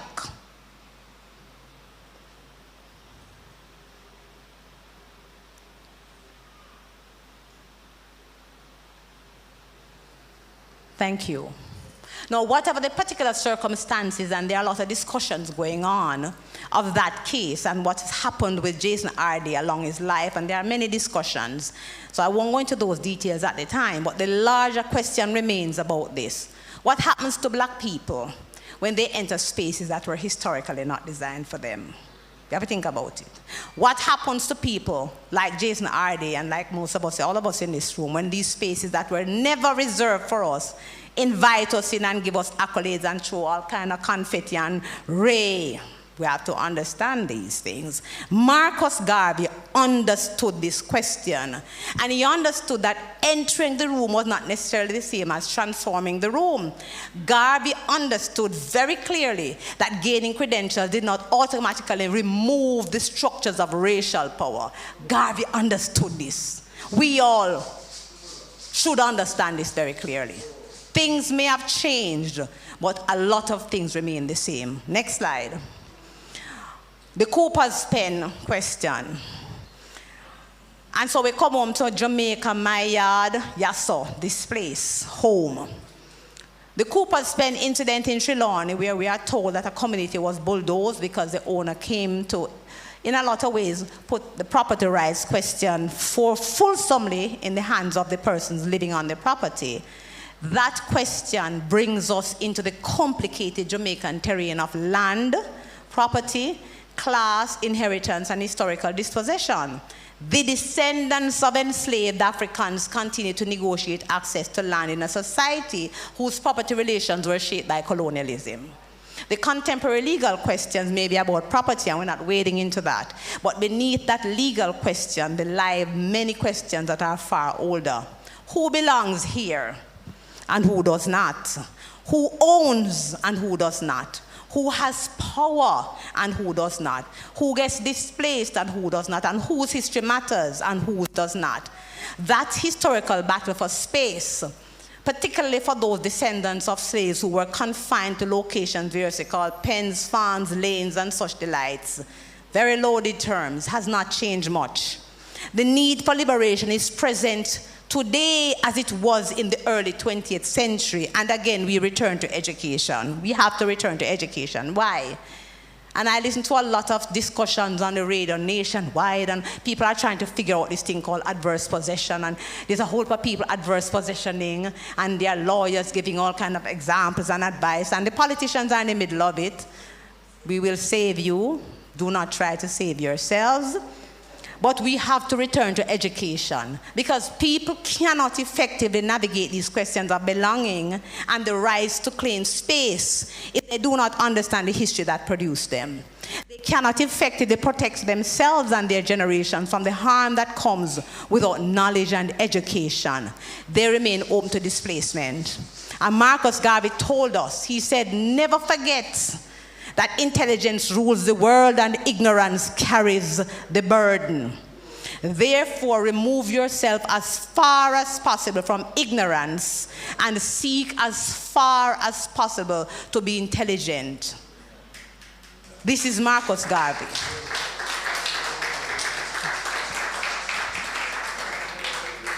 In his own words, what Garvey does is to remind us of the cost of not knowing who we are. What is this cost? To be overlooked, overworked, and oppressed. We must know who we are to begin this process of liberation. Who are we? Who am I? And you know, I'm a dancehall scholar. And I talked through this persistent question of identity in Jamaican popular culture. Who am I? Beenie Man asked this question in his song. We're not playing the song. And he answered it through masculinity, sexuality, status, consumption, and material display. Who am I? The girls, them sugar. How can I? In a rush, Beanie would be proud. What that song does is to provide us with a popular cultural text through which we can interrogate Jamaican identity. Because identity is never simply about what we say about ourselves. It is also what we perform. And a lot of my studies are about performing gender identity. It's about what we perform, what we consume, what we desire, and what we reject. Identity is also about who and what we are taught to value and who or what we are taught to despise. And then teach with very many things along this journey. Very many things. And this is why I spend so much of my academic life studying dancehall, because it is not simply music. It's not simply fun and entertainment. Bless you, Carrie, bless you. Rather, it is a site where Jamaicans debate issues of power and identity. And many questions are asked and answered in dancehall. You know, Beenie Man asked the question and answer it. Who are we? Who am I? What does it mean to be Jamaican? That quintessential question that we're still figuring out. Out of many one, we're still figuring it out along this pathway. What does it mean to be black? What does masculinity mean? What does femininity mean? We ask these questions. What does success look like? Outspan the hill, pretty car, flossing, pretty girl, all kinds of things. Who belongs and who does not? Who has power and who does not? Who gets to speak and who does not? Among many other questions, dancehall is therefore an educational space, sometimes very deliberately, but also accidentally sometimes. Many times it's also very controversial, but it's also done very powerfully. Dancehall remains a critical cultural archive of identity and power, even as it provides entertainment. I'm not going to leave out the entertainment. And economic advancement for many. And this is why I wrote my first major project, my Masters of Philosophy in Political Science in the Department of Government. That became my first book called Inna the Dancehall. It actually has two halves to it. So Inna the Dancehall, popular culture and the politics of identity in Jamaica. I wrote about that, the way that the politics of Jamaican identity was navigated, discussed, and championed in Jamaican popular culture through dancehall. Why did I do this? Because for my own journey, I wanted to understand my own life in a place that I came to a sense of self. I needed to know what was going on around me and to understand the textures of oppression as seen from below to be able to navigate a pathway to liberation. There's a copy of the book. Stafford, lend me the book. That's the Stafford's copy. And so this is where I want to challenge us. 20-year-old, April. This book was 20 years old in April. We're still using it. The griot, so I want to challenge us as we sit here this afternoon, as we're listening. We already have many of the tools for liberation. They are around us in our music, our dance, our stories, our religious traditions, our proverbs, our language, our literature. It's in our culinary culture and the food. It's in the archives. It's amongst our artists, and it's amongst our elders and communities, and it's in our institutions. The griots of Jamaica have been teaching us for many generations. Reggae artists taught us, and they continue to teach us. The Rastafari taught us, and I come from Lindsay, a lot of Rastafari taught me. Sitting on the corner, and they sit down and they give you a great deal of knowledge. I remain grateful forever to my Rastafari elders and continue to connect with them. Dancehall taught us and continues to teach us. Dub taught us and continues to teach us. Our storytellers, the mothers and grandmothers. Many elders taught me, and did any elders teach you? Question, yes. Institutions like this one, Liberty Hall, the legacy of Marcus Garvey, and the African Caribbean Institute of Jamaica, Jamaica Memory Bank, among many others, continue this work by preserving, interpreting, and disseminating knowledge about our African heritage and our intellectual traditions and some of the leaders who shaped various movements. And many of you in this room and online are already engaged in this work. Researchers, artists, educators, archivists, cultural workers, religious members of the religious fraternity, many others, Rastafari, many people are here. So the problem that we're having is not necessarily the absence of knowledge. The problem we're having is how we package and disseminate knowledge, how we get it out there. And you saw what happened with the children here. Oma Laura was singing along to the Marcus Garvey song. When the children came up, that was a very well packaged conversation about Marcus Garvey. If you never know that Marcus Garvey have two wives and the two of them named Amy, Jakes and Ashwood, you are going to know at the end of that song. Very important conversation. So how we package and disseminate knowledge. The challenge of what I call the 32nd generation. We are now trying to communicate centuries of history to a generation that has become increasingly accustomed to 30-second videos. That's where we are, you know. The attention span is even as a person from, not so young generation, you send me something to watch, and as soon as it hits that mark, my brain starts shutting off because we have become accustomed to these 30-second clips. And this is not an argument against TikTok, Instagram, YouTube, and these locations. It is an argument for meeting people where they are. This is the essence of communication. Meeting people where they are without abandoning the integrity of the knowledge we need them to receive.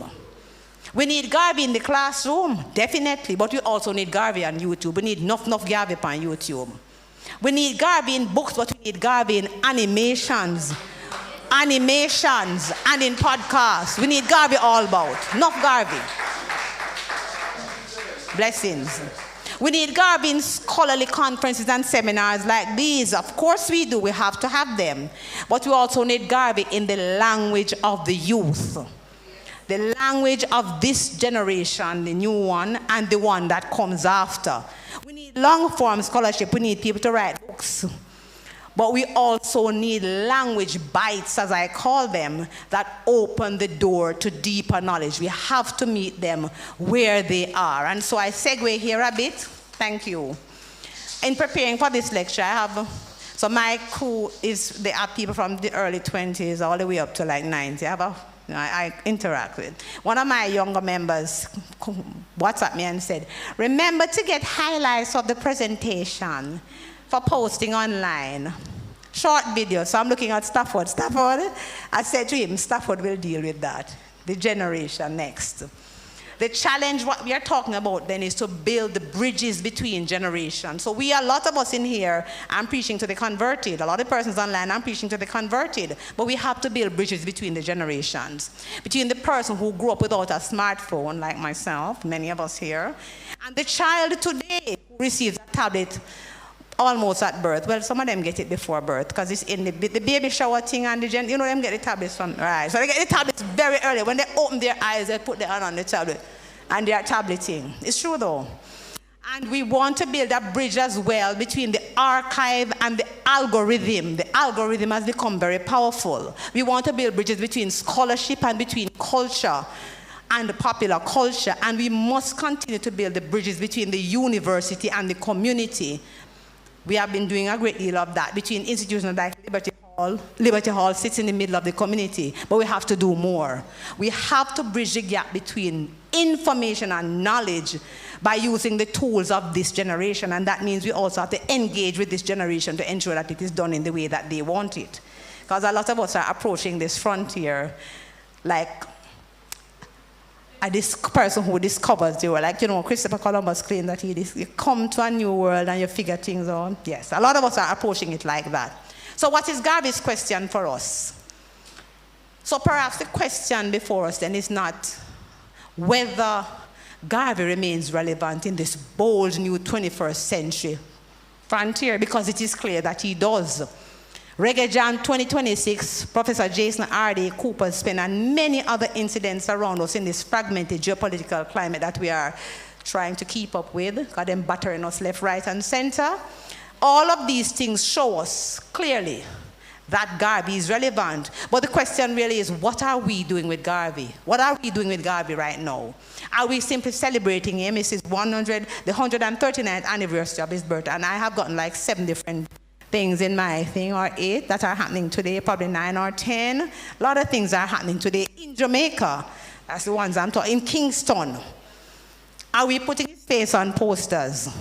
Are we delivering annual lectures? And people may love the annual lecture. I'm not mashing it up. But I'm asking a question. Are we quoting him? Or are we actually building the kind of people and institutions that Garvey imagined? Because Garvey did not simply want black people to feel proud and run up and down and celebrate him. He wanted black people to organize. Garvey wanted black people to build. He wanted black people to educate. He wanted black people to create institutions, develop economic capacity, and produce knowledge so that they could control their own narrative. Garvey wanted black people to understand themselves as agents rather than perpetual subjects. He wanted us to get up, to stand up, and to be counted. Up, you mighty race. You can accomplish what you will. So this Garvey, I need a microphone, probably died.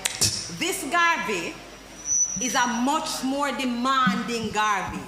And perhaps this is the Garvey that we need now. We need the Garvey who built all those institutions that I listed and more that resonated across the world. The Black Man newspaper, the New Jamaican, these vehicles for his advocacy on social, cultural, psychological, and economic issues. The man who leased property at 67 Slipe Road and set up Edelweiss Park, developed the Black Star Line. We know the Black Star Line are coming in the harbor. And developing the UNI ACL. We need the Garvey who challenged the structures of the KCAC, as it was then called, demanding better wages and working conditions for members of the working classes in the early 1930s, coming out of the manifesto of his People's Political Party that he formed in 1929 while in their prison. We need Garvey who arrived in the United States of America. And beyond the barriers placed on him, even by some of the liberated and educated blacks during that period of the Harlem Renaissance, because Garvey wasn't really lifted up. Garvey had to fight to get his own space. He formed a global movement. That man, Marcus Garvey, did not quit. That man never gave up. And so we need to build institutions so that Garvey's project of self-knowledge and education can continue.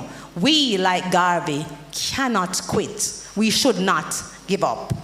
And so this brings me to my final question. Thank you, my brother.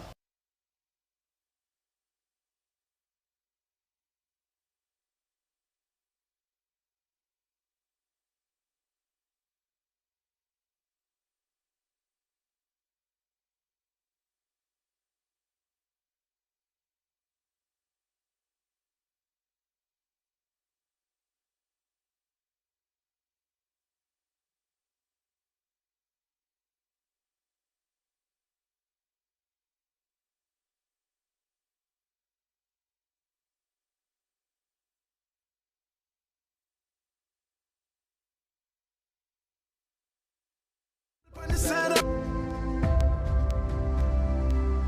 wonder who that somebody be. No, sir. Let me look for my glasses. Oh, that somebody look like right, sir. It's Lottie, walk on. Me glad for see you, right? Although things never go on for you, America, me glad say you there. Yes. Lift your head high. Yes. Stay out of trouble. Yes. And you can have a fresh start back home. All right, Mr. D. Thanks, you hear? Let's all work together for a fresh start back home. The following is brought to you by the Office of the Prime Minister. Start your mornings with a heart full of joy. Make the commitment to enjoying everyday life with PBCJ. Every Sunday at 6:30 a.m., Monday through Saturday at 6 a.m. Let each day be a new blessing.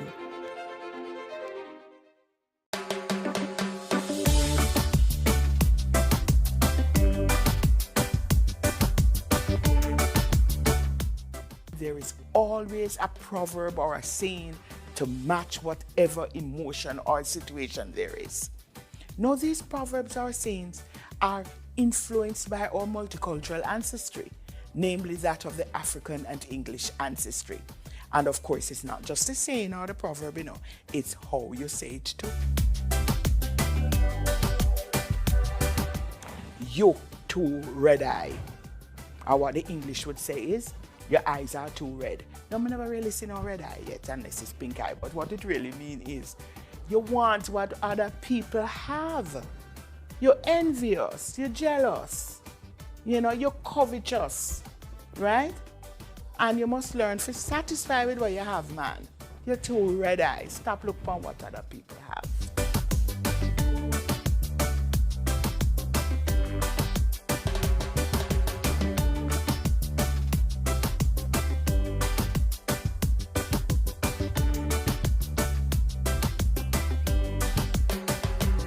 There is so correct, and to use these technologies with caution. That's what I'm asking.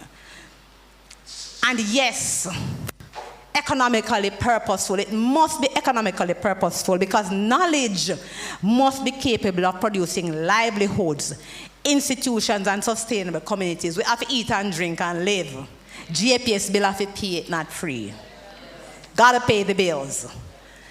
It must be socially conscious because education must teach us to recognize injustice, not just to recognize opportunity. And finally, education for liberation in this 21st century must be self-directed because Marcus Garvey's life reminds us that sometimes the education system will not give you everything you need. So we have to be curious.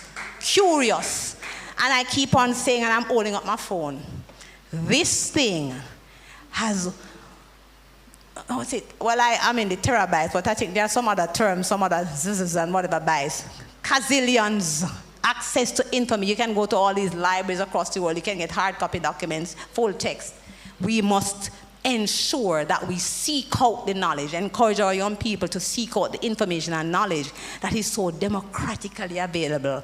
For the first time in the world, more people can have more access to information and knowledge than ever before because of these technologies. So we must learn, seek, read, question, build, teach, and you must pass it on. And I'm a firm believer in this pass it on.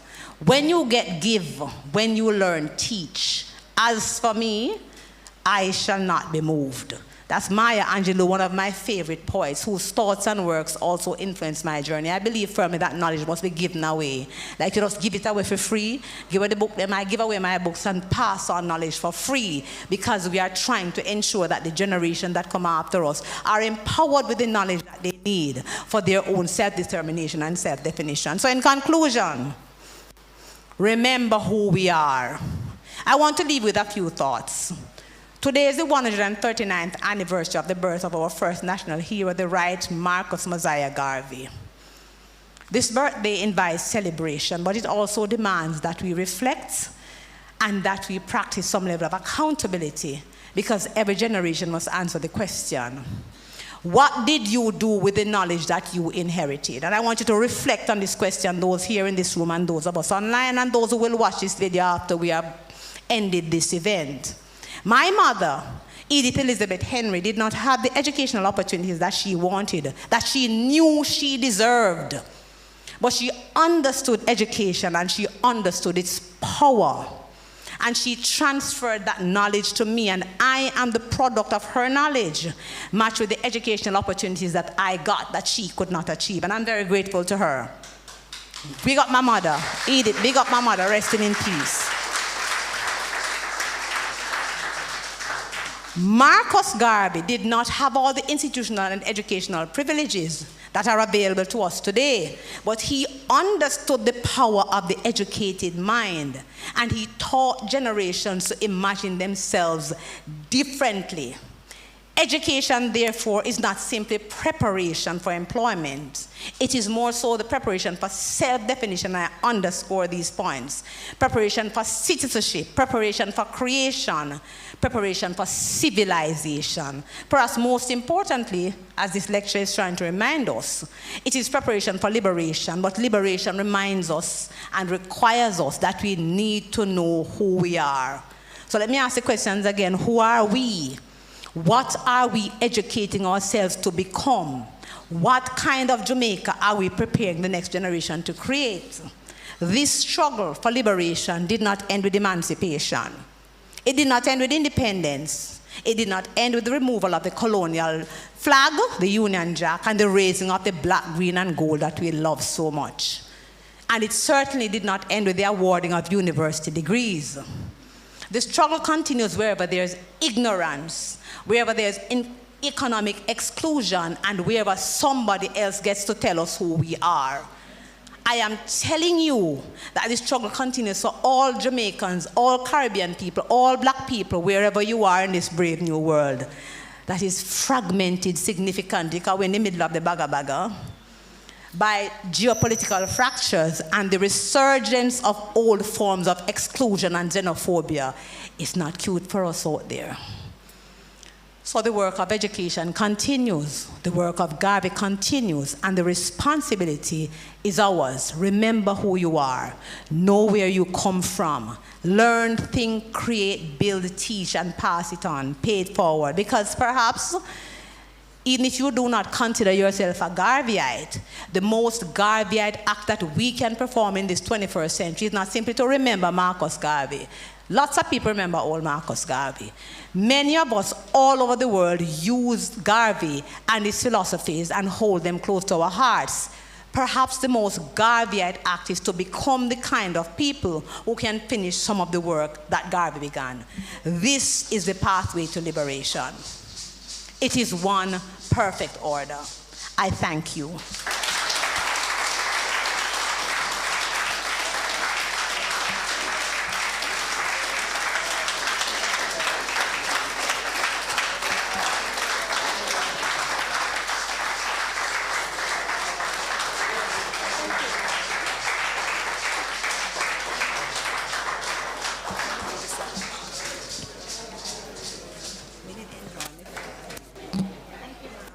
Thank you so much, Dr. Hope.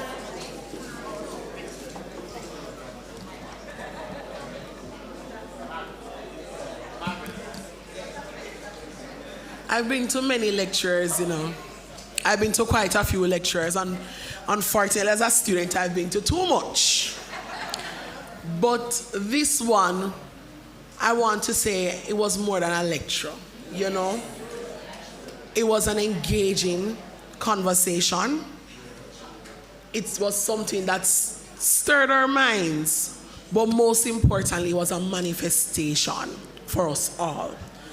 To be Garveyites in our own way, no matter how big or small it is, to contribute to the improvement of the black people. Yes? And so I want to give Dr. Hope a round of applause again. Professor, the PhD loading and all, you know. For just a thought-provoking lecture. We really appreciate it. Yes? In this moment, we want to have the discussion segment. Unfortunately, with time, we are only permitting 3. I don't know if we'll have a lot, because the truth is, I think that we all kind of had our own conversation, discussion while Professor Hope was talking. She engaged us regardless, yes? And that is what we consider to be important. Any questions from the audience? Questions, concerns, queries? Absolutely. Comments? Any comments? Come, my sister. He's having his conversation, Madam Cooper. You have a comment as well, Doc? Okay, great. Here you go. Happy Marcus Garvey Mosiah Day to everyone. I'm a Garveyite. I came especially to hear the keynote presentation. I'll have to watch it on YouTube. But I really wanted to make a comment in respect of the Right Honourable Marcus Mosiah, because it's been filmed, right? Yes, so I'll have to, because I managed to get some of it, about 30 minutes, but I'll have to watch the entire on YouTube. I really wanted to follow through on what the keynote speaker said about education for liberation. I'm author of 2 books on Amy Jakes Garvey, so I'd like to speak to you further about that. I'm not going to take up much time, but I am going to pass this over to you.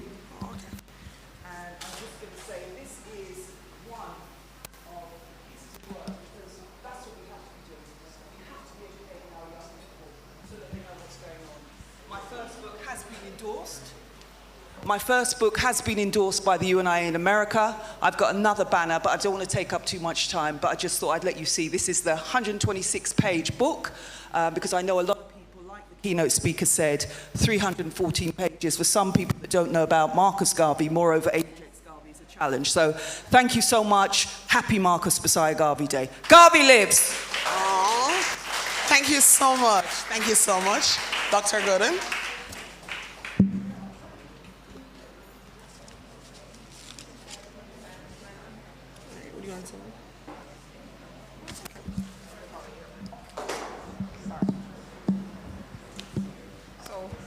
Good afternoon, everyone. Those of you who maybe joined after we spoke, after I spoke earlier. But I have to recognize the riveting effect of your presentation, Professor Hope.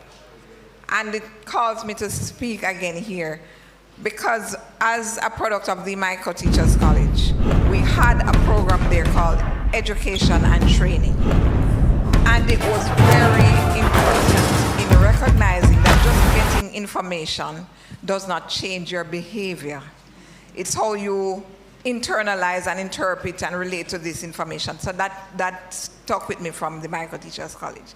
And then I remember in your presentation you said, sometimes we have to look at who authorizes us to be where we are, who we feel like we're looking for the, the recognition from who. And when we get to where we think we want to be, or when we see ourselves climbing, who is active in trying to bring us down from there. And I share with you a moment at the head of where I am now when a black woman stood in front of me and said, oh, I was expecting someone of some more relevance. There used to be a white man. And she said, white. Like this with her hands opening up like, almost creating the wings for the angels. So in my true self, I stepped forward at her and I said, really? And then I stepped back.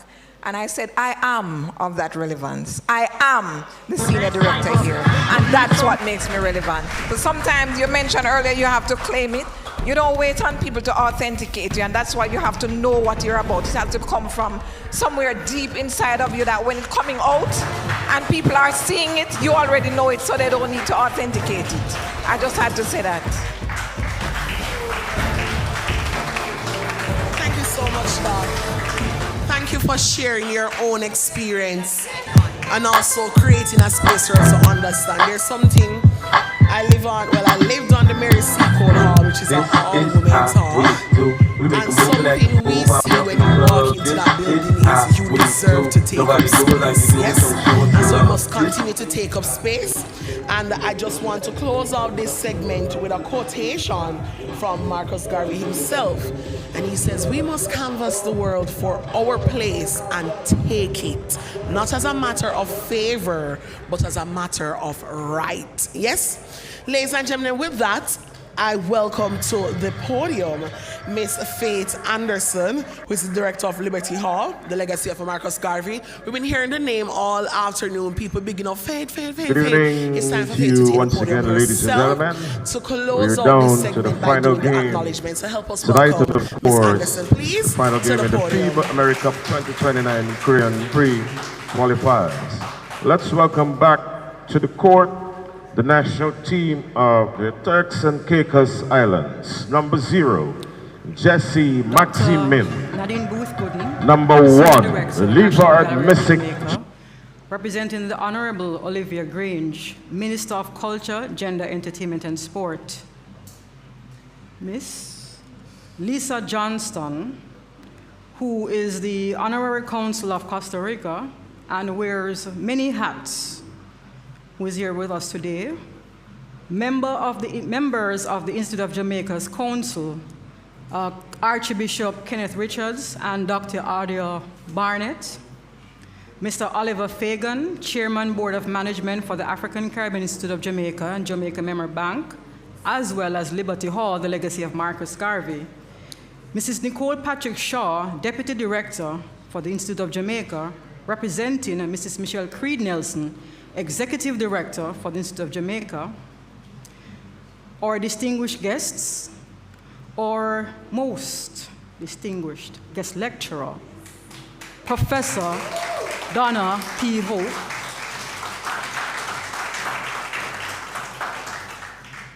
Professor Emeritus Caroline Cooper. I'd like to also acknowledge Dr. Carey Wallace, Executive Director of the Tourism Enhancement Fund, other distinguished guests who are in our midst, scholars, educators, researchers, and cultural practitioners, management and staff from across the Institute of Jamaica. Ladies and gentlemen, good afternoon. Today we gather not to simply remember Marcus Mosiah Garvey, but to reckon with the responsibility of his legacy. In this regard, I wish to acknowledge our distinguished guest lecturer, Professor Donna P. Hope, whose scholarship continues to illuminate the complex questions of Caribbean identity, culture, youth, and social transformation. I wish to also acknowledge our moderator, Oma Laura Wilson, whose thoughtful stewardship of today's conversation will help us to navigate the important questions at heart. I extend sincere appreciation to our sponsors, our partners, whose support continues to make this important annual gathering possible. Your commitment to Liberty Hall and to the preservation, interpretation, and continuation of Garvey's legacy is deeply valued. We thank you for believing in our work, for supporting our vision, and for helping us to keep the conversation alive. I wish to acknowledge the representatives from the various divisions and departments across the Institute of Jamaica, but I have to put mine first by acknowledging the very small staff complement at Liberty Hall, the legacy of Marcus Garvey. Many do not know, when you see productions such as this, they think there are 10 people behind us. In this case, there were only 4 people that made this possible. I must acknowledge them. I wish to acknowledge the scholars, the educators, the members of the Jamaica Drummers United Movement, the children from our 2026 Summer Arts Program, the Garveyites community, and importantly, all the young people who have joined us today here in the space and online. Your presence affirmed that Garvey's philosophy has not been confined to history. It remains alive, it remains relevant, and it remains consequential. As we reflect on this year's theme, Educating for Liberation, Reclaiming Garvey's Vision in the 21st Century, let us remember that Garvey did not ask us to merely inherit his vision. He challenged us to extend it. So as we honor his memory on this, the 139th anniversary of his birth, let us also embrace the responsibility that comes with it, to know ourselves, to value our inheritance, to educate our people, and to have the courage to imagine the Jamaica and the Caribbean we want to build. That, friends, is the work. That is the responsibility, and that, of course, is the liberation. Thank you.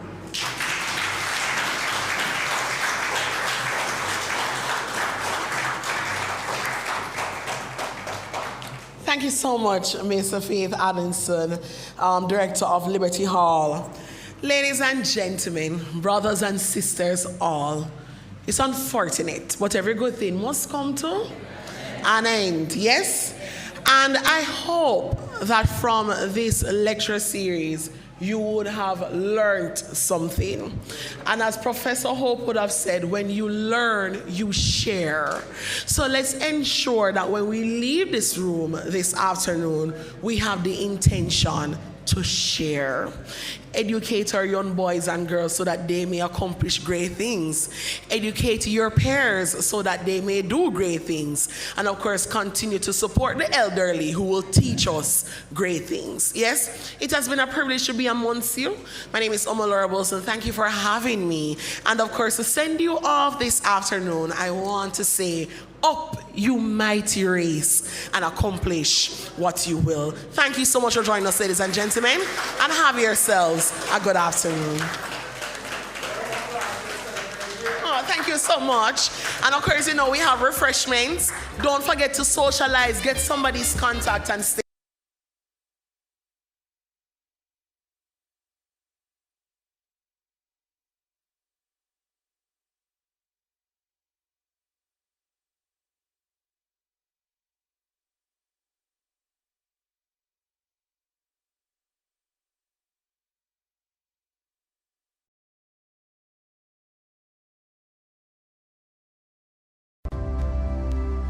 I wonder who that somebody be.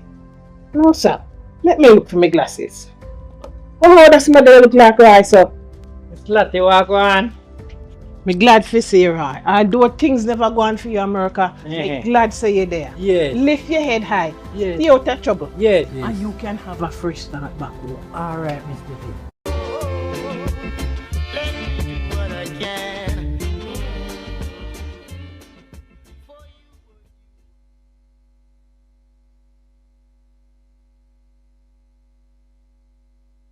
the commitment to enjoying everyday life with PBCJ every Sunday at 6:30 a.m., Monday through Saturday at 6 a.m. Let each day be a new blessing.